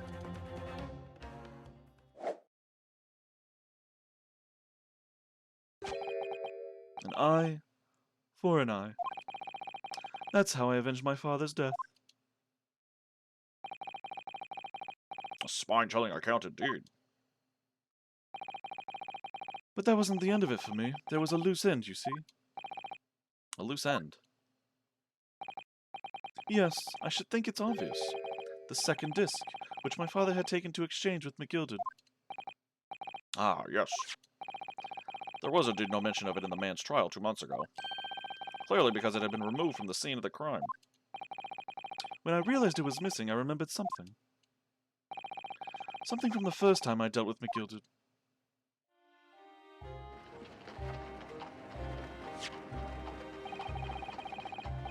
This is the first of the 2 discs, and the music box you need to play them. Well, look at that now. What an ingenious little invention. So then, as promised, 10 guineas for you, young man. What's this? Winterbank's pawnbrokery? Aye, 'tis a pawnbroker's ticket, so it is. You can use it to redeem an article I've deposited there for ye. There's no need to give a name, just hand over the ticket and tell the fiend the watchword. I put a jewel in pawn for ye. It'll fetch a good 10 guineas if you sell it, so it will.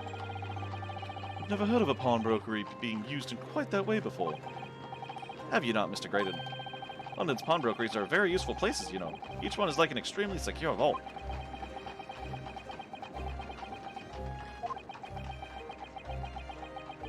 That's the opposite of pawnbrokers here in America, in this day and age. They just seem kind of seedy these days. Sketchy. So I knew that if he'd taken steps to hide the disc, it would be in that pawnbrokery somewhere. And that on the night he killed my father, he must have entrusted the ticket to someone. Yes, to Gina. I remember now, that when we first met you at Winterbanks that afternoon 2 days ago, you had a description of Miss Lestrade written down. How did you know who you were looking for? From the trial, that pickpocket's testimony was clearly peculiar. Anyone could see that. I realized immediately that she was another of Mcgilded's pawns, that he must have threatened her somehow. I was fairly convinced it would be her who had the ticket, so I started to make some inquiries. I had a strong suspicion the girl would come out of the woodwork on the redemption deadline. And he was absolutely right. And yes, sure enough, she did. All I needed to do was to wait until the girl went into Winterbanks to redeem the articles. But unfortunately, she redeemed only Mcgilded's overcoat and the one disc that was in its pocket. The all-important music box with the second disc inside was missing, because it had already been forfeited 2 days earlier. But I was unaware of that fact. Had I not been, I could have avoided my nighttime excursion. Meanwhile, as our investigation into the stolen government secrets was progressing, we'd picked up on the fact that Mcgilded was involved. Inspector, you've recovered fast. My orders were to recover the stolen information as quickly as possible, so we started gathering the fellow's possessions and examining whatever we could lay our hands on. We had a full-scale investigation going on at the yard, but we had to keep it as quiet as we could. Then, when the inspector here took the disc from me in the pawnbrokery that day, I became nervous. I was sure the music box and the second disc were still there in the shop somewhere, so I knew that it was a race against time. I had to find those articles before the police did. So that's what prompted you to break into the place that same night. With the help of your old friends, the Skulkin brothers. What happened that night in the pawnbrokery, I can only describe as a nightmare.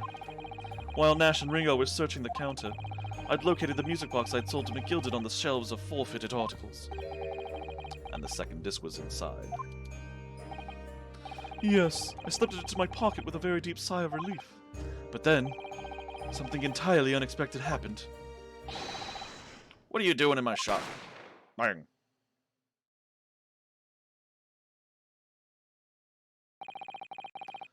A gunshot rang out in the shop and I felt a sharp pain in my left arm.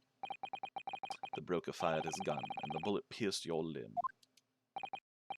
Yes, exactly. But unfortunately, I decided to bring my own gun with me that night, just in case. Bang.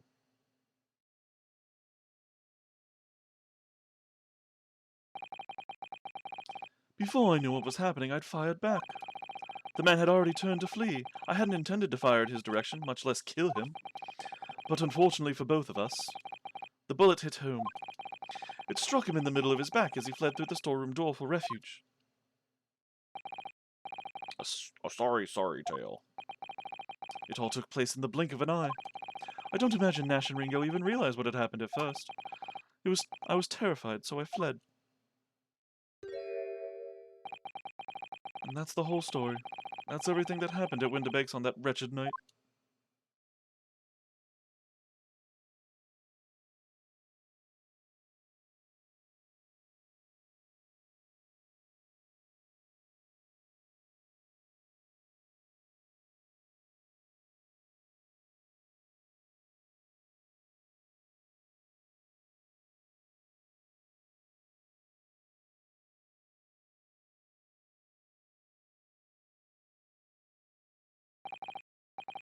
Earlier, you called Mcgilded a monster. A man who used his wealth and influence to distort the facts and escape justice for the crime of murder. What tragic irony. For what you have done is exactly the same. You become the very monster you saw and despised so deeply in Mcgilded.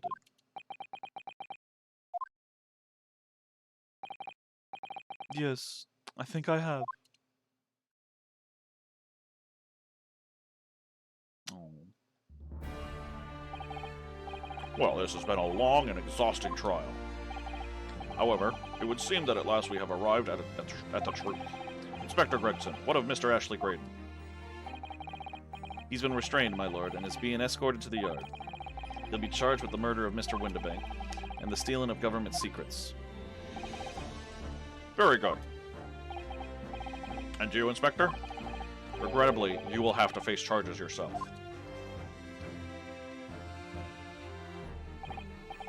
Yes, my lord, of course. It transpires that you were complicit in helping a criminal escape justice.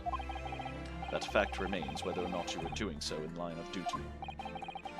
The crime is a serious one, Inspector, and inexcusable. Now to the defendant, Miss Gina Lestrade. Yeah? It is time for the final adjudication. Is the jury ready, Mr. Foreman? Yes, sir. Garib Deb Squadron standing by, sir. This is really it now. The last push, the final call, the finishing whistle. My men are ready to deliver the verdicts. Thank you, Mr. Foreman. Very well, ladies and gentlemen of the jury. You will now declare your final decisions to the court. Not guilty. Not guilty. Not guilty. Not guilty. Not guilty. Not guilty. Still wondering how the Russian got on there, but I guess we're not going to look into that one.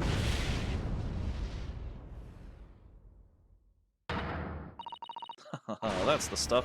I'm off the hook. Finally, Reno, you finally managed to do it. Finally is the word. I really wasn't sure if we'd come out on top for a while there. Susie was right. You're the best lawyer in the world. Ms. Lestrade, I am not finished with you yet. Eh? What are you looking at me like that for?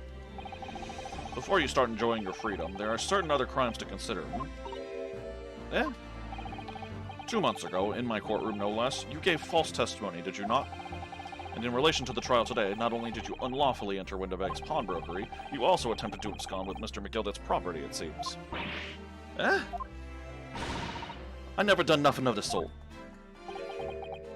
Of course not. It's not like you were gleefully wearing Mcgilded's coat in your cell yesterday or anything. Oh, and just when I was getting excited about throwing a party for Ginny this evening. And turning our attention to the defense. Determining that, when played together, the music box disc contained a message in Morse code was... Well, it was certainly a most unexpected revelation, counsel. Quite so, my lord. The prosecution was caught entirely off guard. In fact, I think we should applaud my learned friend's courage here today. I propose a toast to demanding that government secrets be disseminated before the entire courtroom. But very sorry about that. It was the only way that I could get Inspector Gregson to admit what he'd done, so... If I may say something on that point... Isn't that... Yeah, Juror 5. It's, about the sounds produced by the music box before. I do wonder if that was really Morse code at all. What? What are you saying, madam? Oh, well, it's just that I'm really rather fanatical when it comes to Morse code, you see? So much so that the whole world seems to be covered in dots and dashes to me, in fact. Goodness, madam. An unhealthy level of obsession, one feels. But I must say that in my opinion, the sounds produced by those two discs were nothing more than that. A meaningless series of two different tones. What? Can that really be? It wasn't Morse code after all?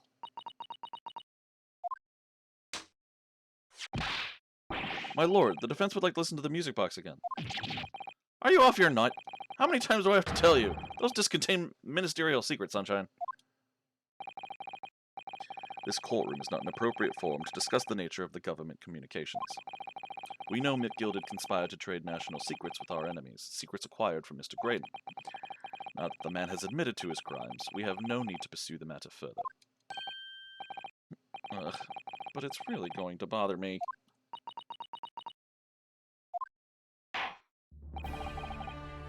Ms. Lestrade.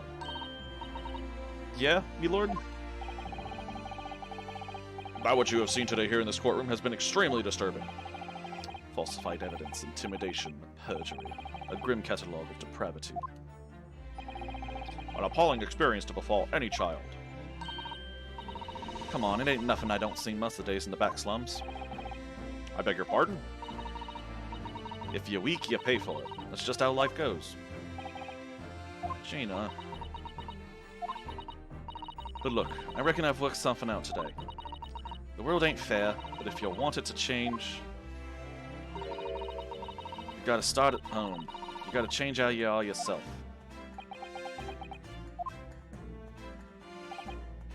Well, that's a very laudable lesson, I would say. I eagerly look forward to the born-again Miss Lestrade never gracing my courtroom with her presence again.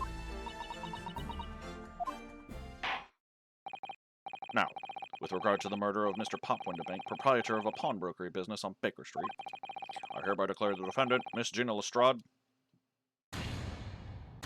not guilty. Yay! 19th century confetti.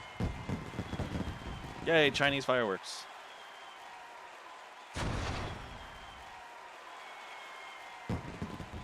Oh, she's shooting fireworks now. That gun has multiple purposes. That's pretty cool. I need a gun that shoots fireworks. That'd be cool, actually. Like, more than just Roman candles. That is all. Court is adjourned.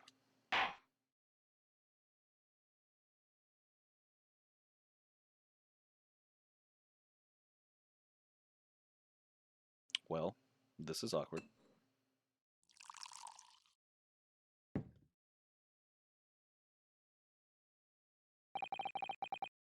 On a personal note, I must say you've surprised me, my Far Eastern friend.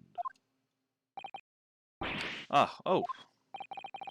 Despite being a Nipponese, you saw through the pretense to the malice that festered within that Englishman, and at the same time saw through the grime to the surprising heart of your English client. You have a curious talent for judging character, especially considering our very different cultures. I don't think there's anything curious about it. Whether we're from the Empire of Great Britain or the Empire of Japan, we're all human beings. We're not so very different on the inside.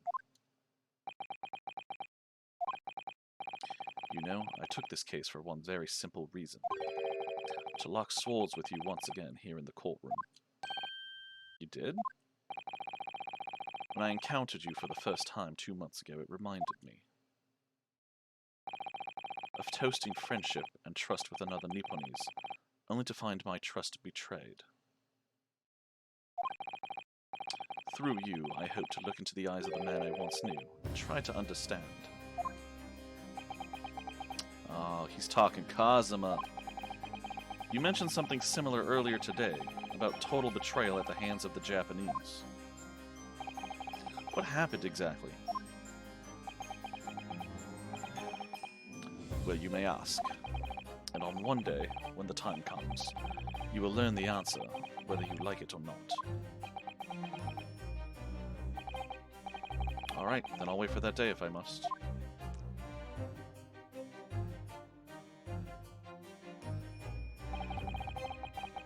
Coming to be known as the Reaper of the Bailey, my retirement from service 5 years ago, gives me cause to wonder if our meeting has some deeper purpose. So, farewell, my learned Nipponese fellow, until we meet again.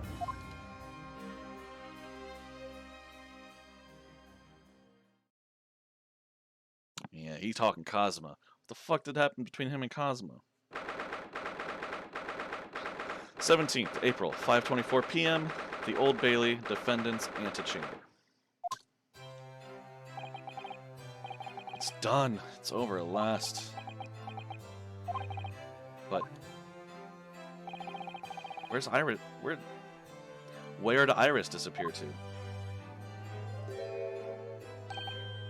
Ah, congratulations, Gina. I knew it all along.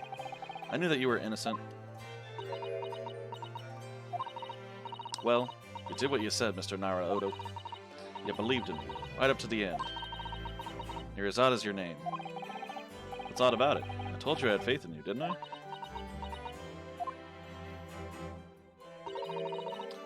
No one ever has before, see? Kept a promise, I mean, properly. That's awful. I figured something out today. All my life growing up in the slums, I never trusted no one. That's just because I've been scared of being stabbed in the back.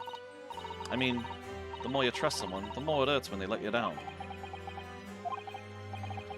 Yes, I think I can understand that. After all, I had a taste of it in that trial 2 months ago. I chose to trust someone, and paid for it. That betrayal left a big scar. You know though, Gina, I worked something out quite recently too. Trusting in someone else is really an exercise in learning to trust yourself. When your gut tells you it's the right thing to do, your trust is rewarded. There's no better feeling in the world. I think I have you to thank for that, for reminding me of that valuable lesson. Oh, well, if you say so. Don't make a fat lot of sense to me, though. I'm trying to say that putting my faith in you, Gina, has been a real pleasure. For crying out loud, pack it in. But I suppose I sort of feel the same way. I mean, sometimes trust in someone else is, you know, alright. Thanks. This is the way I see it, Renosuke. A defense lawyer is only as good as his faith in his client. And that comes down to how much faith he has in himself. After this experience, I'm starting to feel like I understand what you mean. Kazuma, am I living up to your expectations? Am I turning out to be the lawyer you believed I could be?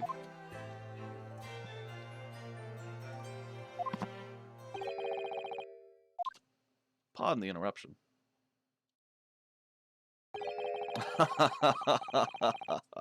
Ah, that's funny. But what the deuce does a man have to do to be noticed around here, my dear fellow? Ah, that voice. It's too late for that voice now, Mr. Naruto. I've been standing here patiently in the corner of the room for an eternity. Ah, yes, it was me all along, I would have said, when finally you noticed me. But you people, with your incessant babbling. Ah, Mr. Sholmes. Ah, yes, it was me all along. You see? Oh, he's eccentric. I'd assumed you'd been taken back to the hospital, to be honest. Indeed I was, but I managed to escape again. Oh. I happen to be aware of one or two foibles of the doctor who was tending to me. I merely made my knowledge of them known to the man, and he happily issued me with a leave of absence. How very above board. But enough of my adventures. That was a fine victory, Mr. Naruhodo. Your tireless efforts justly rewarded, I feel. Congratulations are in order. As a close friend, I tip my hat at you. Oh, thank you. Some great detective you are. Great at being cold as ice, maybe. Have I irked you in some way, Miss Lestrade? While you've been having a snooze in your nice soft bed, some of us have been fighting for our lives. Ah, well, that bullet did cause me to lose a substantial amount of blood, it's true. So I have indeed been feeling somewhat cold. Not perhaps as cold as ice, but, well, have a feel. Could you take your hands off my neck, please, Mr. Sholmes? And in some way, I suppose, congratulations are in order for you too, Miss Lestrade. What's that supposed to mean? Why so half-hearted? Well, naturally, it isn't my intention to alarm you, but... an acquittal in a trial with that particular prosecutor is perhaps a little precarious. Well done, Mr. Sholmes. Not alarming in the slightest. Oh, the Reaper, you mean? Because anyone who's found not guilty in a trial he was working on winds up dead anyway? Is that it? The very point I was trying to make. As exemplified by the fate of Mr. Mcgilded, in fact. Ah, but of course, I pay no attention to such irrational drivel myself.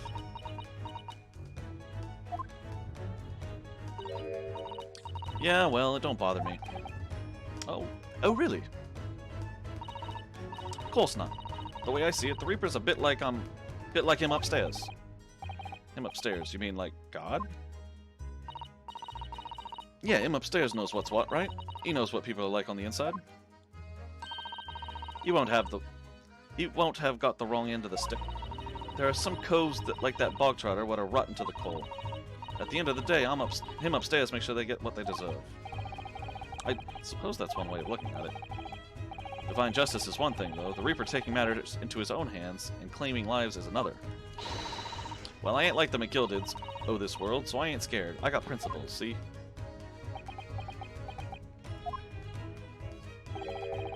A trait in you which is to be admired, Mr. Lestrade. Oh wait, just give it a rest, alright? As I was saying, congratulations are in order. The news of your acquittal was very welcome news to me indeed. Let me express my heartfelt congratulations, Gina. Well, there you are. There you are, Hurley. How long have you been here? Honestly, I went to the main entrance especially to meet you there. Ah, Iris, my dear, I do apologize. But wait until I tell you what happened. This pair made utter fools of themselves. What happened? As you know, I have a penchant for disguise. I was hiding in this room dressed as a bailiff. But these adults didn't notice my presence at all. They had no idea. Can you imagine, Iris? Would you credit it? I'm not sure, really. I beg your pardon? I'm sorry, Hurley, but you just don't have the weighty presence you seem to think you have. In fact, you really ought to be careful about that. It's going to land you in trouble one day. That's foreshadowing, by the way. I'll be careful. Ouch. Anyway, it's such a shame. I was so hoping to throw a party for Ginny tonight. But you won't be able to come, will you? Don't look like I'm gonna be going nowhere for a while. You were the judge's patter. I got stuff to make amends for, apparently. All them offenses. What was it again? Breaking and entering? Taking the bog trotter's stuff what wasn't a lug, blah blah blah. Yes, I think you'll find that basically being a pickpocket is the main offense. But diving ain't an offense. It's a job, isn't it? I don't think so. Still, it has got me thinking all this. Maybe I should start looking for another line of work. I mean, you didn't start off as a lawyer, did you, Otto? Well, no, but I was never a pickpocket. Well, anyway, I reckon I can make a change. I'm gonna do something for all them lot like me from the slums. Something that makes a difference for them. It's a wonderful idea, Jenny, and I'm sure you could do it.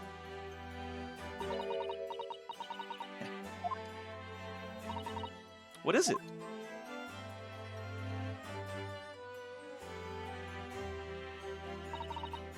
Nothing. Miss Gina Lestrade. The prison carriage has arrived, ma'am. Come with me to the rear gate at once. Right. Well, looks like I'm off then. Yes, goodbye, Gina. And good luck. Otto? Yes?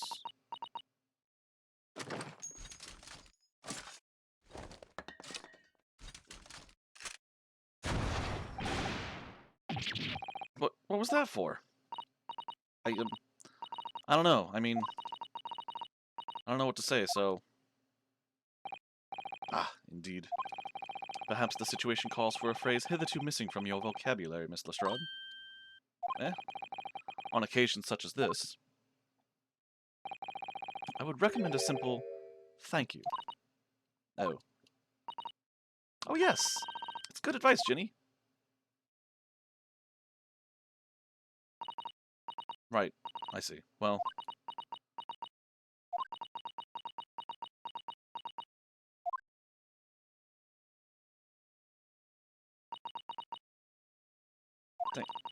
Thanks, Otto.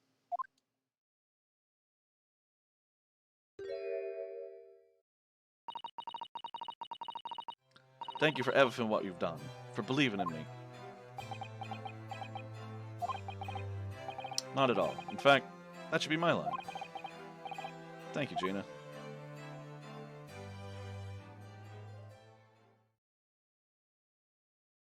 Boy, she looks a lot better when she ain't being all emo. Well, there she goes. I wonder if I'll ever see her again. Well, well, quite the indomitable pick purse. Oh, I nearly forgot. I bought a paper outside. It's a special edition, and this trial is all over the front page. Pickpocket's innocent proven.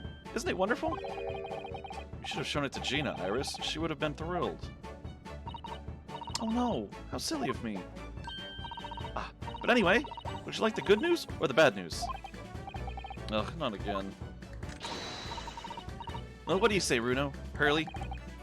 As usual, I think I'd rather get the bad news out of the way first. Absolutely not. I have no intention of listening to anything but good news. And there you have it. How people answer that question says a lot about them, doesn't it? Let's not go there. Alright then, maybe let's start with the good news this time. The rain has finally stopped. It was a record level of rainfall, apparently. Well, that is good news indeed. We can journey back in greater comfort. Alright then, what's the bad news? The huge storm has left the seas very choppy. The channel in particular is awful, so sailings out of Dover have been delayed by a day or more. Wait. That's right. If we head to the station immediately, we may still make it in time to wave Susie off. But there won't be a train, surely? We couldn't be that lucky. Who do you think I am, Mr. Naruhodo? Mr. Sholmes? I rushed to Victoria Station earlier and made arrangements for a special express. If we hurry now, we shall be there in time for dinner. And I know of a fine restaurant that serves the most delicious baked so. The great detective does it again. Indeed he does. I happen to be aware of a number of the rail transport director's foibles. What? I merely made my knowledge of them known to the man, and he happily laid on the locomotive. Elementary. So you blackmailed him. Okay, cool. Just an idea, but it might be wise to stop manipulating people that way. What are we waiting for then?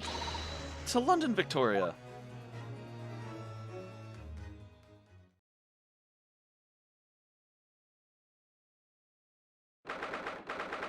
18th April, 5:32 a.m. Port of Dover, quayside. That took somewhat longer than I had anticipated. Susie's boat must be about to leave now. Miss Susato, where are you? Over there, look! Looks like she's reading something.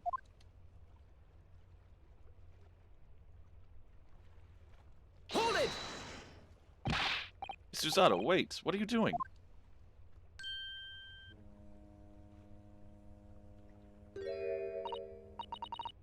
Mr. Naruhodo, what are you doing here? We came as soon as we could after the trial. I mean, we heard that sailings were being delayed due to the bad weather, you see. Oh, I see. Then tell me, how did Gina's trial go? It went well. She was acquitted.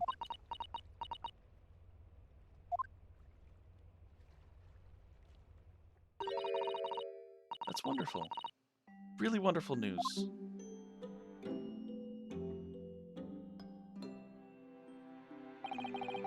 The book you were about to throw into the sea. It was your Encyclopedia of British Law, wasn't it? Oh dear, I was hoping you hadn't seen that. I'm not worthy of practicing law in any way now. So, I was saying my final farewell.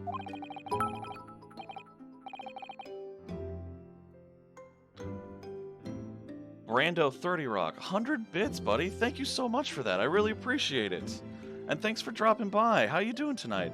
Well, tonight. This morning. It's 1:30. I should have been in bed an hour and a half ago, but I got sucked into this game, and I think it's about to end. So I'm just trying to, like, plow through the rest of it, and then I can call it and wrap it for the whole game. But anyway, thank you again so much. That's so nice of you. It's my first cheer, actually. I appreciate that.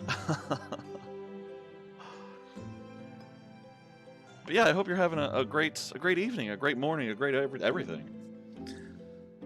I actually wasn't even sure if Pat was streaming. I wanted to see if he was playing more Resident Evil tonight, but I had to do something because I'm going to be off for 4 days, I think. So, yeah, but yeah, how are you? Please tell me how you're doing. And just a nice little forewarning. If I do any terrible accents, please forgive me. So, yeah, that's going to be happening if you stick around. But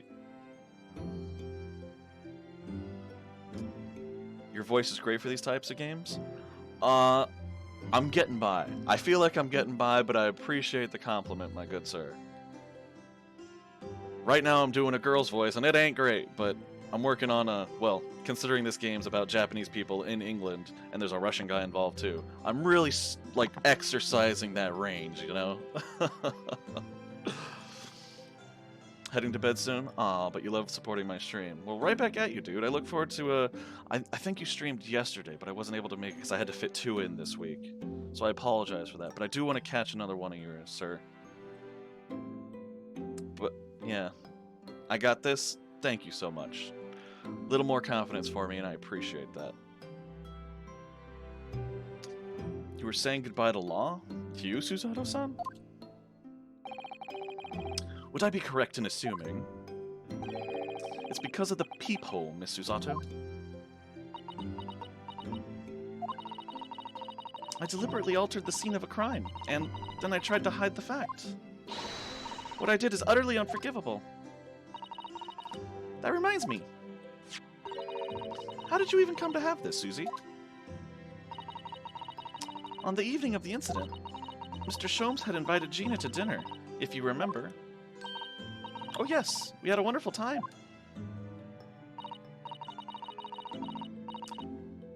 And officially excited for your Bender and Futurama sound emotes. I put a couple,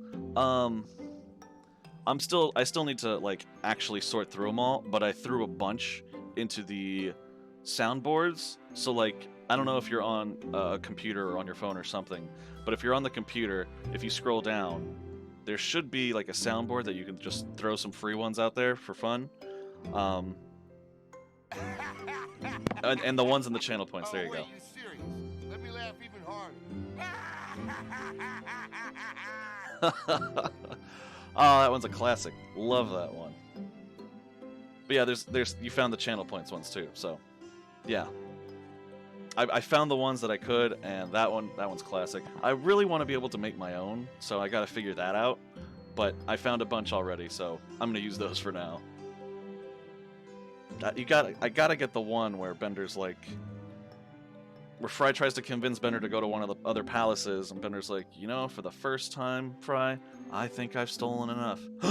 Bender! And smacks him. And he's like, whoa. Oh, thanks, buddy. I don't know what I was thinking.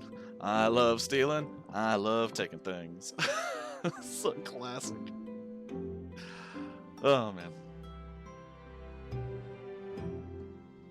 But thank you for exercising that. I love hearing those bits randomly.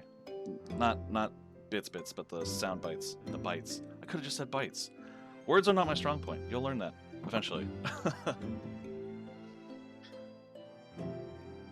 I've always wanted a redemption points one with Fry screaming, "Shut up and take my money" if someone donates bits. That is a great freaking idea. Shut up and take my money. I would totally do that. I would love to go on like a tangent that sounds like it's gonna go on for like 5-10 minutes, and someone just donates 100 bits, like "shut up and take my money." I'll be like, okay, let's move on.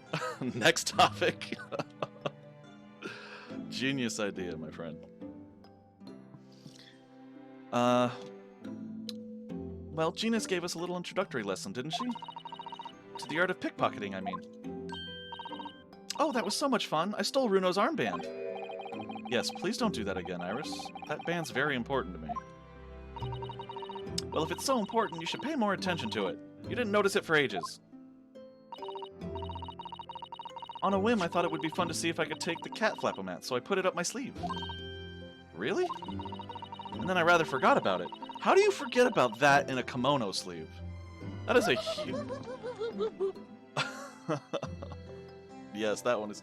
I need to figure out how to get the actual, like, GIFs to come up, too. Like, Pat has so many good ones. Like, I threw him a question on Discord. He hasn't gotten back to me, but I know he's a busy guy, so I'm not upset about it. But I was just asking him, like, where he gets them. Because I would love to find, like, a library of them and just start pulling some. That'd be really fun. But, you know, there's always tomorrow to work on stuff. But alright. Off to bed with you. I will try to have a great rest of my stream. I'm hoping that I'll get to bed before the next 20 minutes, because I'm already like 3 hours past bedtime. But we'll see. But yeah, thanks again for the bits. Thanks again for just dropping by to say hi. And I hope you have a good one, my friend. I look forward to your next stream. I'll be sure to drop by and say hi.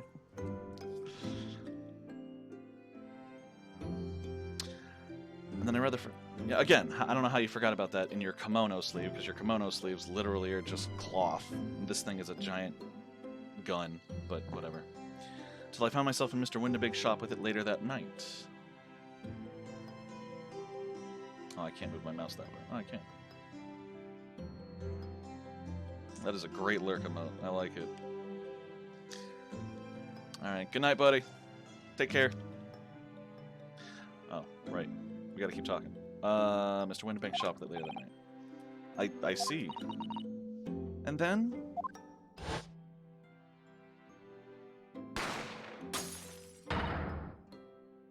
Bang. She screams. Mr. Sholmes! Mr. Sholmes! Leave me, Mr. Naruhodo. Right.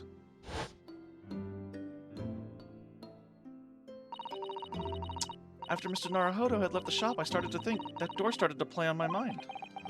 The storeroom door, you mean? Yes, if Gina was anywhere in the shop, I realized it could only be behind that door. At that moment, the little device that I had up my sleeve sprang to mind. I was so worried about Gina, I simply had to know. So you used the cat flap-o-mat to make the peephole on the door.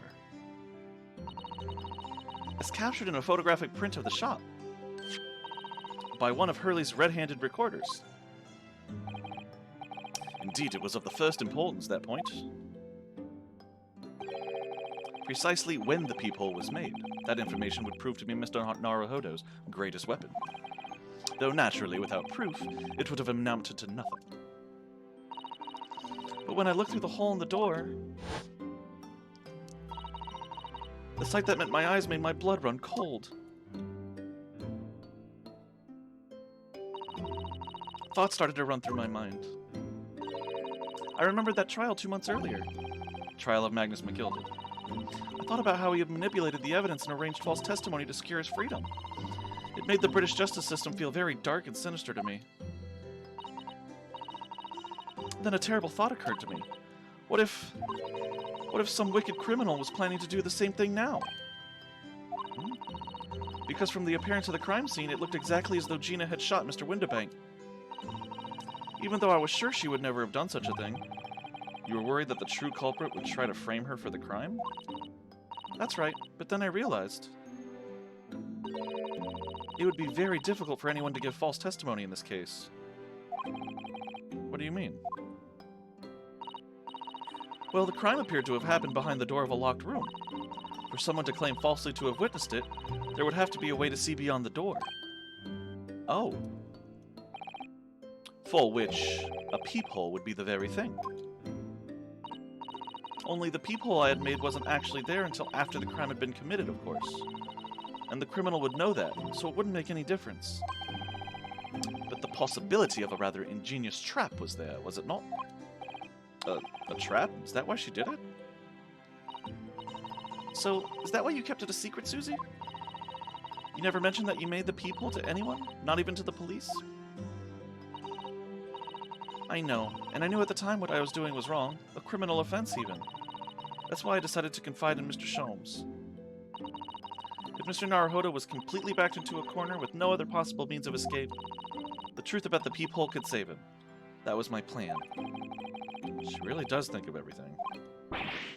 But then, why didn't you just tell me everything before the trial began? My dear fellow, you're not thinking straight. If she had done that, it would have rendered you complicit in the whole escapade. Ah. You could have been disbarred if you had been seen to have knowingly tampered with a crime scene. So Mrs. Utter decided to shoulder the burden of responsibility alone. For your sake, and Miss Lestrade's. Miss Susato. The truth is, when it happened, I did it because I'd lost a little of my faith in the law. Oh. I was worried that the right person wouldn't be convicted of a crime. But the moment I allowed myself to think that is the moment I lost my right to call myself a judicial assistant.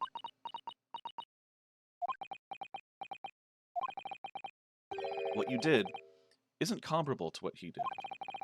Graydon is the one who lied in the witness stand, using that peephole as a way to implicate Gina.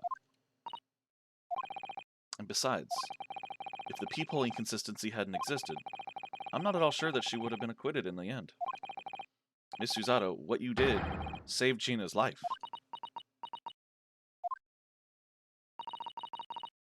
Well, with your kind words, Mr. Naruhodo, you've saved me too from my regrets. They gonna get together and hook up, make a baby that you play as later games. Well, we must all be thankful that Miss Lestrade's freedom has been assured. Yes, exactly. Although some of the loose ends in that trial will continue to play on my mind, I'm sure. But the revelation that the music box disc contains secret messages, Mr. Naruhodo. What a triumph to work that out. I'm full of admiration. Well, actually, that argument wasn't quite as compelling as I thought it was. Oh, it wasn't?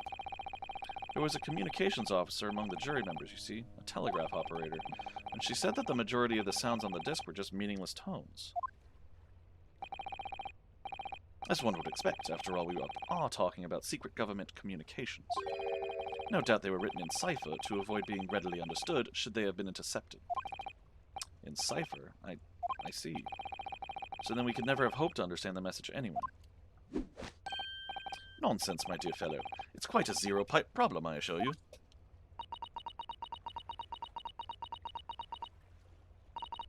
That's a lot of dots. A. So. Gi. What? Well, that can't be a real word, can it? How funny. She said Asogi. Was that Kazuma's name? Wait, Iris, what did you just say? Oh, I just said Asogi. Does that word mean something to you? Mean something? Asogi was the name of my best friend. What?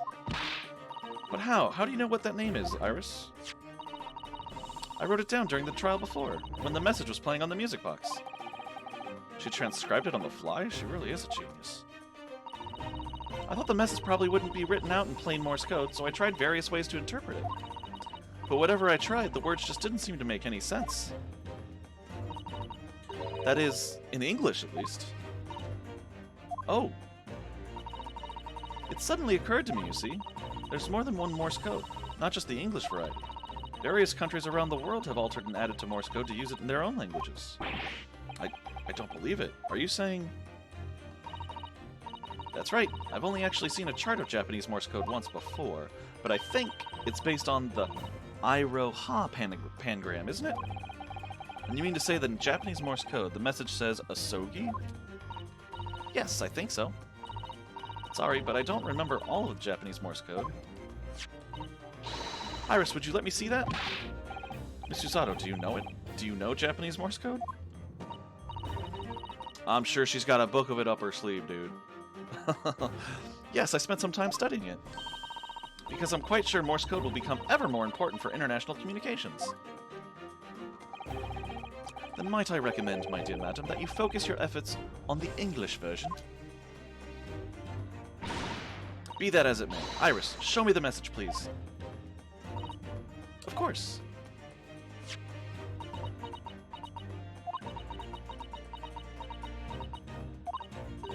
But what can this possibly mean? Whatever's in that long sequence of supposedly meaningless dots and dashes, it's made the color drain from Susato-san's face. There's no doubt that this message is written in Japanese Morse code. So the British Empire has been using Japanese for its secret communications? I don't understand the reason why, but the message appears to be a list of 4 people's names. 4 names. The first is Kei Asogi. Kazuma Asogi. Why? Why was his name on that disc? The second is A Shin. Shin. I don't recognize that name. The third is T Guregason? T Guregason. Gregson? What was Inspector Gregson's first name? What's my court record say? Where's the people? Yep. Tobias Gregson.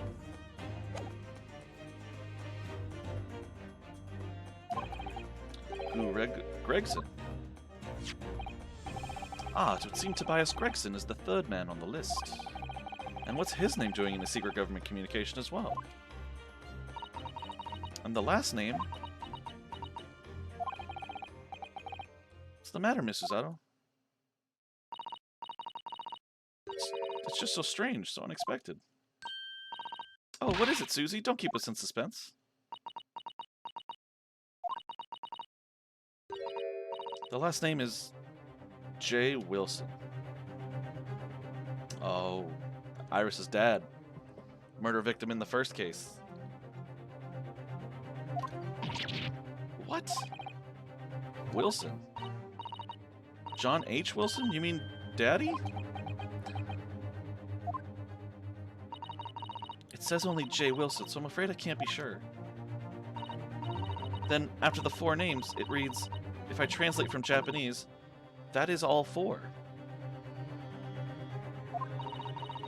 And that's the end of the message. Or rather, the end of what you noted down, Iris. Just can't believe it.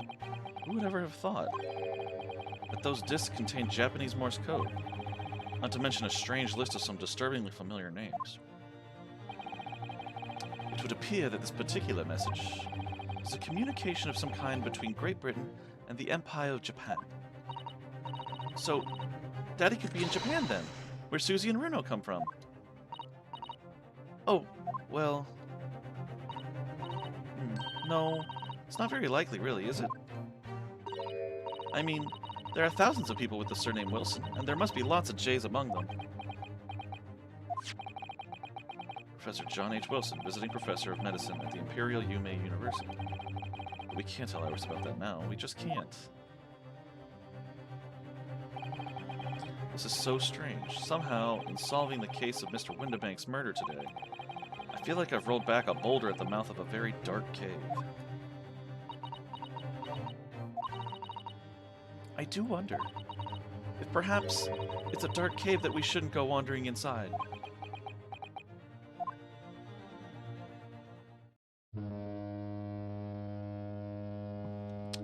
Yep, heard that. Oh dear, the ship is going to set sail soon. Yes, it seems so. I'll sail on that steamship first to the port of Dunkirk in France. Then I'll change onto a larger passenger vessel bound for Japan. You're really going then, Susie? We wish you a safe passage, Miss Susato. Thank you so much. I wish all of you the very best. Miss Susato, I had hoped to have you always at my side to guide me and support me. Mr. Naruhodo, please, come back soon. As far as I'm concerned, you really are the very best judicial assistant in the world. I'm quite sure I'll be back before you know it. Really, Susie? Oh, now don't forget, Iris. I made you a promise I've yet to fulfill. A promise? About your manuscript. Ah. Oh yeah, the Hound of the Baskervilles. Well, I'll be waiting for you then, Susie. A promise is a promise. Definitely, Iris.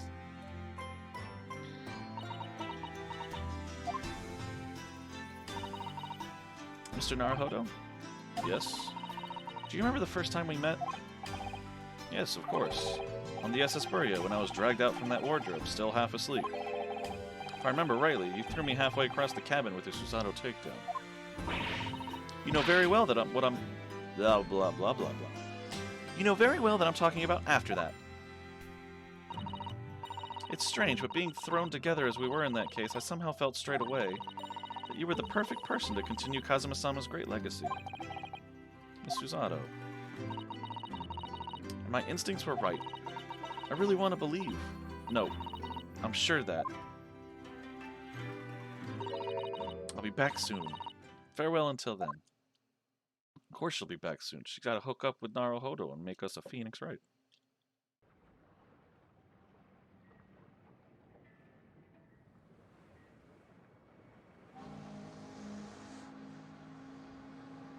Somehow we seem to have come to the end of the adventures of Ryunosuke Naruhodo. Or the first volume, at least. Looking back now, it feels as though fate has led me on this journey.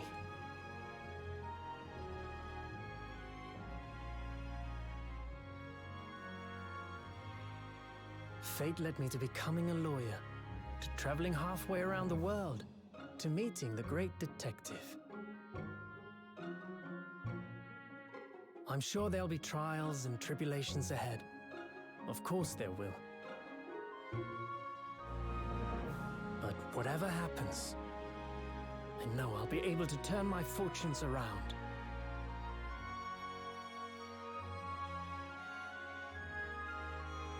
After all, I have the greatest friends in the world on my side.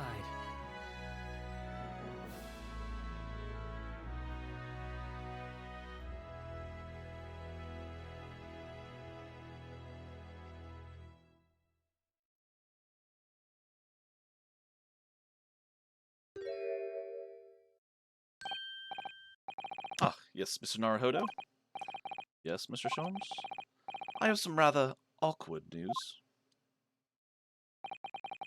The railway company has decided to sue over the special express train, apparently. Huh? Caused such a commotion on the line. All the other trains had to wait at stations. But really, we would never have made it to Dover in time otherwise. Anyway, I explained everything and how it was all your fault. Huh? I believe a formal complaint should be delivered to your office tomorrow. But not to worry, my dear fellow. According to Miss Dusato, you love defending yourself in court.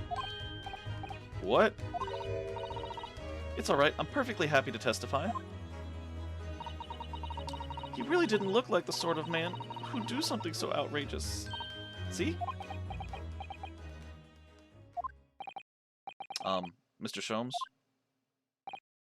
Yes. A word, if you don't mind? Why, certainly. Any word you like. Bellow it out, my dear fellow. Oh yes, I love Runo's words, and I know just the one he'll use here. Then I really must say. Objection! Oh, they always end it with an objection. It's adorable.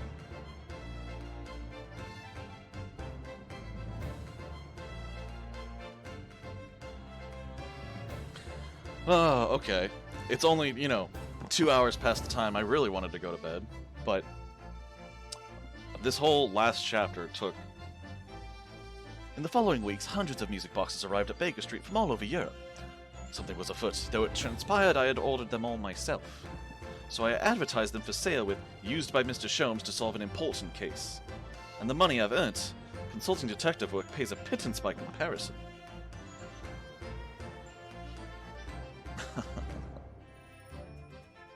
I forgot he ordered all those. Turns out we found it just in the shop. Aw, I haven't slept a wink. This manuscript is due tomorrow now.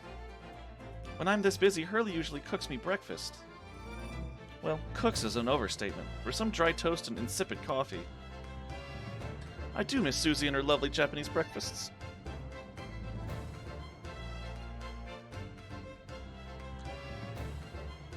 I want to talk about the game.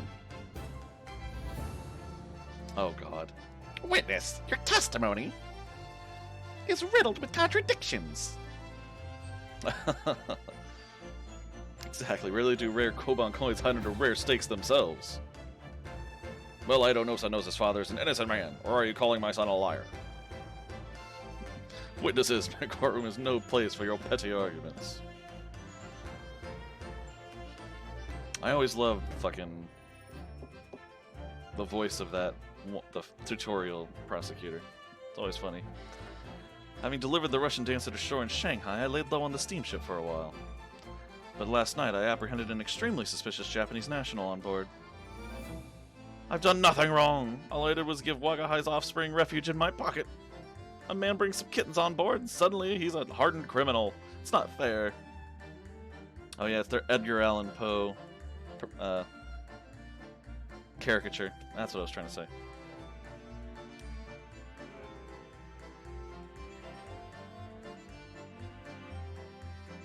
Ah, it's this dude. Scientific investigation will be the gold standard for policing in the new age. A dream of a world governed by the tenets of order and discipline. Like a great clock, in fact, whose hundreds of parts mesh together in perfect unison. Now, if you'll excuse me, I have but 2 minutes and 37 seconds until my next appointment.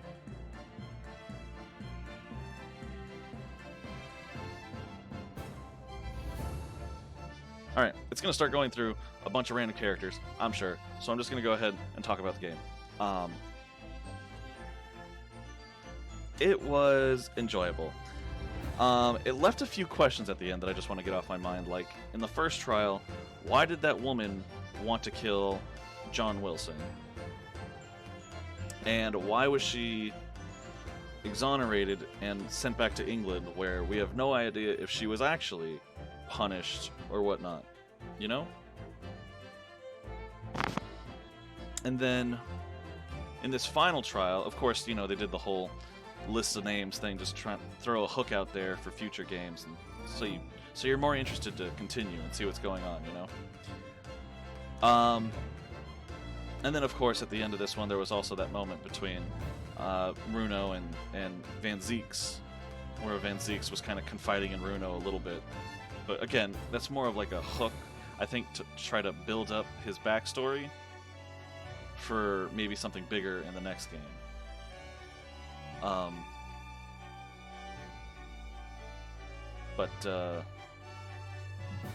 Is that all my questions? Pretty much, I think.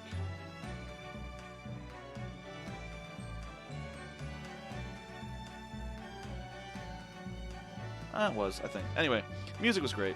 Love the music. The music in these games. This one took a little getting used to, because, in my opinion, it wasn't quite as like grabby as like the old rock music from the first games. You know, the dun dun dun dun. You know, but it was still enjoyable. Don't get me wrong. Still loved it, and then it kind of like grew on me, like towards the end of the game, like the fifth case and all that. Same can be said for the characters as well. Like, it was hard to remove yourself from Phoenix and put yourself in the shoes of his ancestor, Runo, and his assistant, Susato. But, again, they grew on you. They did. Like, especially in the... sorry, again, bedtime. But grew on you kind of like in the fourth trial or the beginning of the fifth. And the overall plot, like the connection between the third trial and the fifth trial, was really interesting. I enjoyed it. But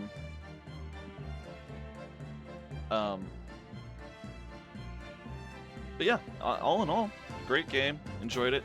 The only thing I would nitpick about it is kind of like the inconsistencies in the pressing and the evidence and all that. Like I felt like sometimes I did the right thing, but I didn't do the right thing just right enough. Like, I knew where I wanted to go, and I knew what I wanted to say. Wait, this is Susato.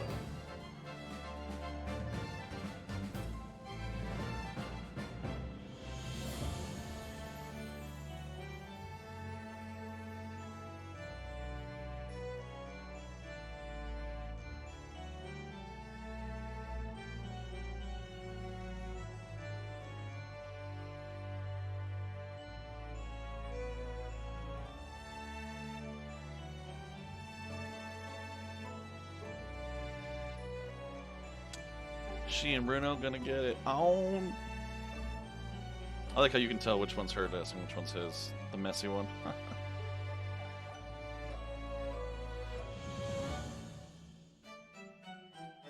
221B. Ah, that's adorable. Even Wagahai's in there.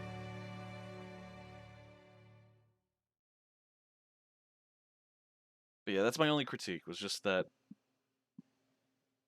I don't know, open up the options a little more on that, because I feel like I had the right idea, they just didn't let me follow it the way I wanted to. But, it is what it is. Is this more credits? This is more credits.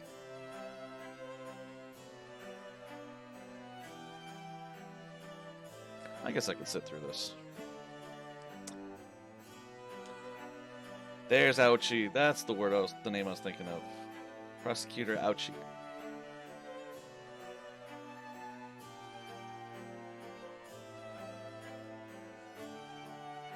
There's the police chief, old man, the robber, military dude. That's the chick. I was like, what the hell happened to her? She got exonerated and sent back to England.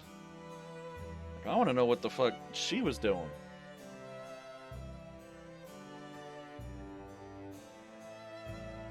There's the Mikotobas, Susato and her dad.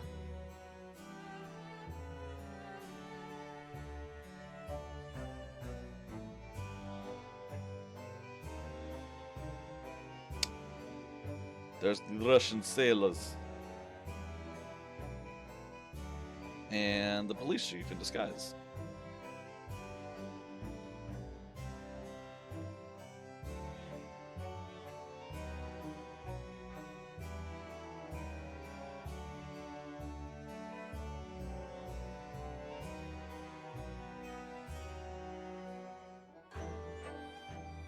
And that's where he lets him go on his own.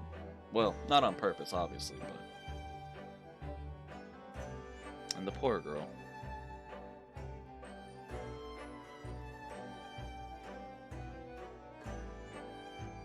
Killed him on accident. That was so sad.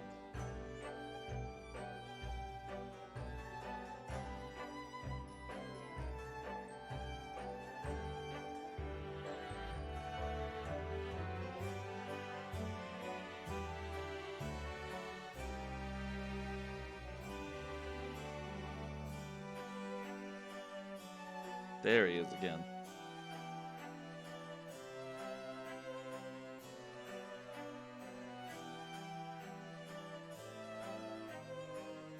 They didn't show Shomes in the boat section, which was odd.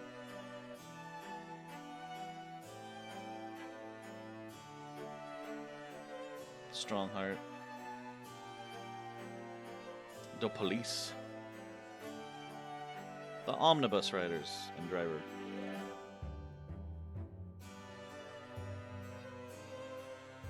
That scoundrel, Mr. Mcgilded. Could never get the Irish accent down. I wish I could. I really do. I just couldn't get it. Just could not get it.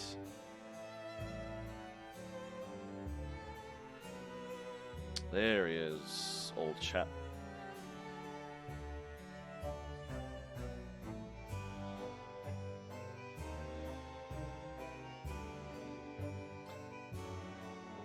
Boy, for a split second, that image on the left, that looked dirty. Gregson, I'm worried about you, buddy. And the copper. And his wife. The crazy Garrett Ebbs and Mr. Edgar Allan Poe with his kitty, Wagahai. I need a Wagahai.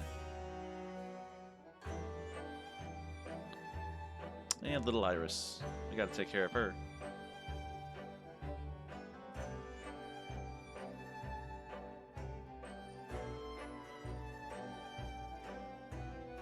Lawyer, detective, assistant, inventor.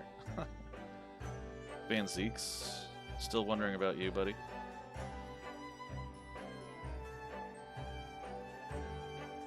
The Skulkin Brothers. And Ashley, which I still think is mostly a girl's name, but Gina, looking cute without the hat on.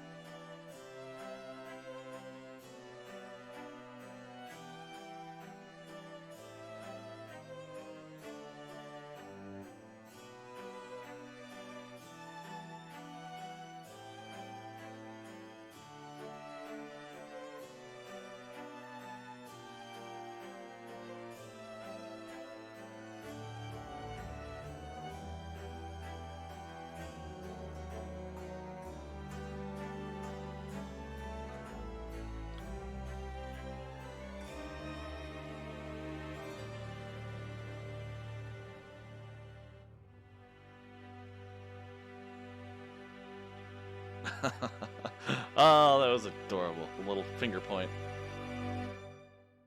Alright. That wraps up the first one. I was kind of hoping it'd stay on the screen until I pushed a button so I can wrap up. But let's go see what... Oh. Good old Kazuma. Alright. Fade to black. Let's go. Come on. I need to go to bed. It is 2:11 in the morning.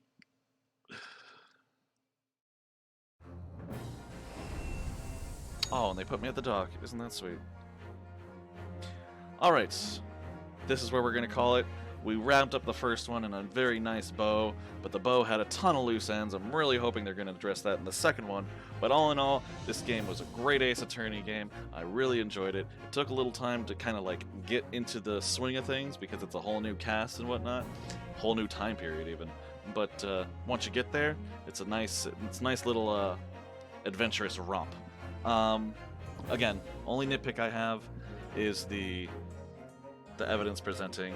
Like, sometimes it worked, sometimes it didn't, sometimes you had to press like 3 times on something, and there's nothing really that instructs you that you might need to do that. I don't know. But those things aside, it didn't really detract from how much I enjoyed it overall, because this is overall a story game, and the story was very enjoyable, with some nice music and whatnot, some great characters. So, yeah, 2 thumbs way up. And for the rest of you guys, as always, thank you so much for any support you guys gave. Big shout outs to Brando. I really appreciate you dropping by, dudes, and sending those 100 bits. Playing with the sounds too, always fun. I'm glad at least someone's testing them to make so I know that they're working. Always a good sign when stuff is working. But yeah, thank you so much, man. Means a lot. Also to the McWorst, I appreciate you hanging out earlier in the stream and just chatting it up with me as we went through this crazy final chapter, which again took significantly longer than I thought it would, but still enjoyable. So yeah, I'm actually gonna probably take a break from this before I start the second one, because I kind of want to mix it up a bit. So before I do Ace Attorney Chronicles 2, I'm probably gonna play something else on Thursdays. I don't know what it is yet, but I'll figure it out. And it's gonna start next week, because tomorrow, to Thursday, I start a essentially a 4-day weekend. But oh no, not next Thursday. It's not. I'm not gonna start something new next Thursday. I think next Thursday I'm gonna be doing my 33-hour stream, but that's neither here nor there. Well, it is kind of here or there. I don't know. Doesn't matter. Anyway, I've talked too long. I gotta go to bed. So again, thank you to everyone that came in, supported, watched, lurked, followed. It means, from the bottom of my heart, it means a lot. So thank you. I hope you all take care of yourselves. I hope you guys have a great week, have a great weekend, and hopefully I'll get to talk to you the next time. So y'all take care of yourselves now. See ya.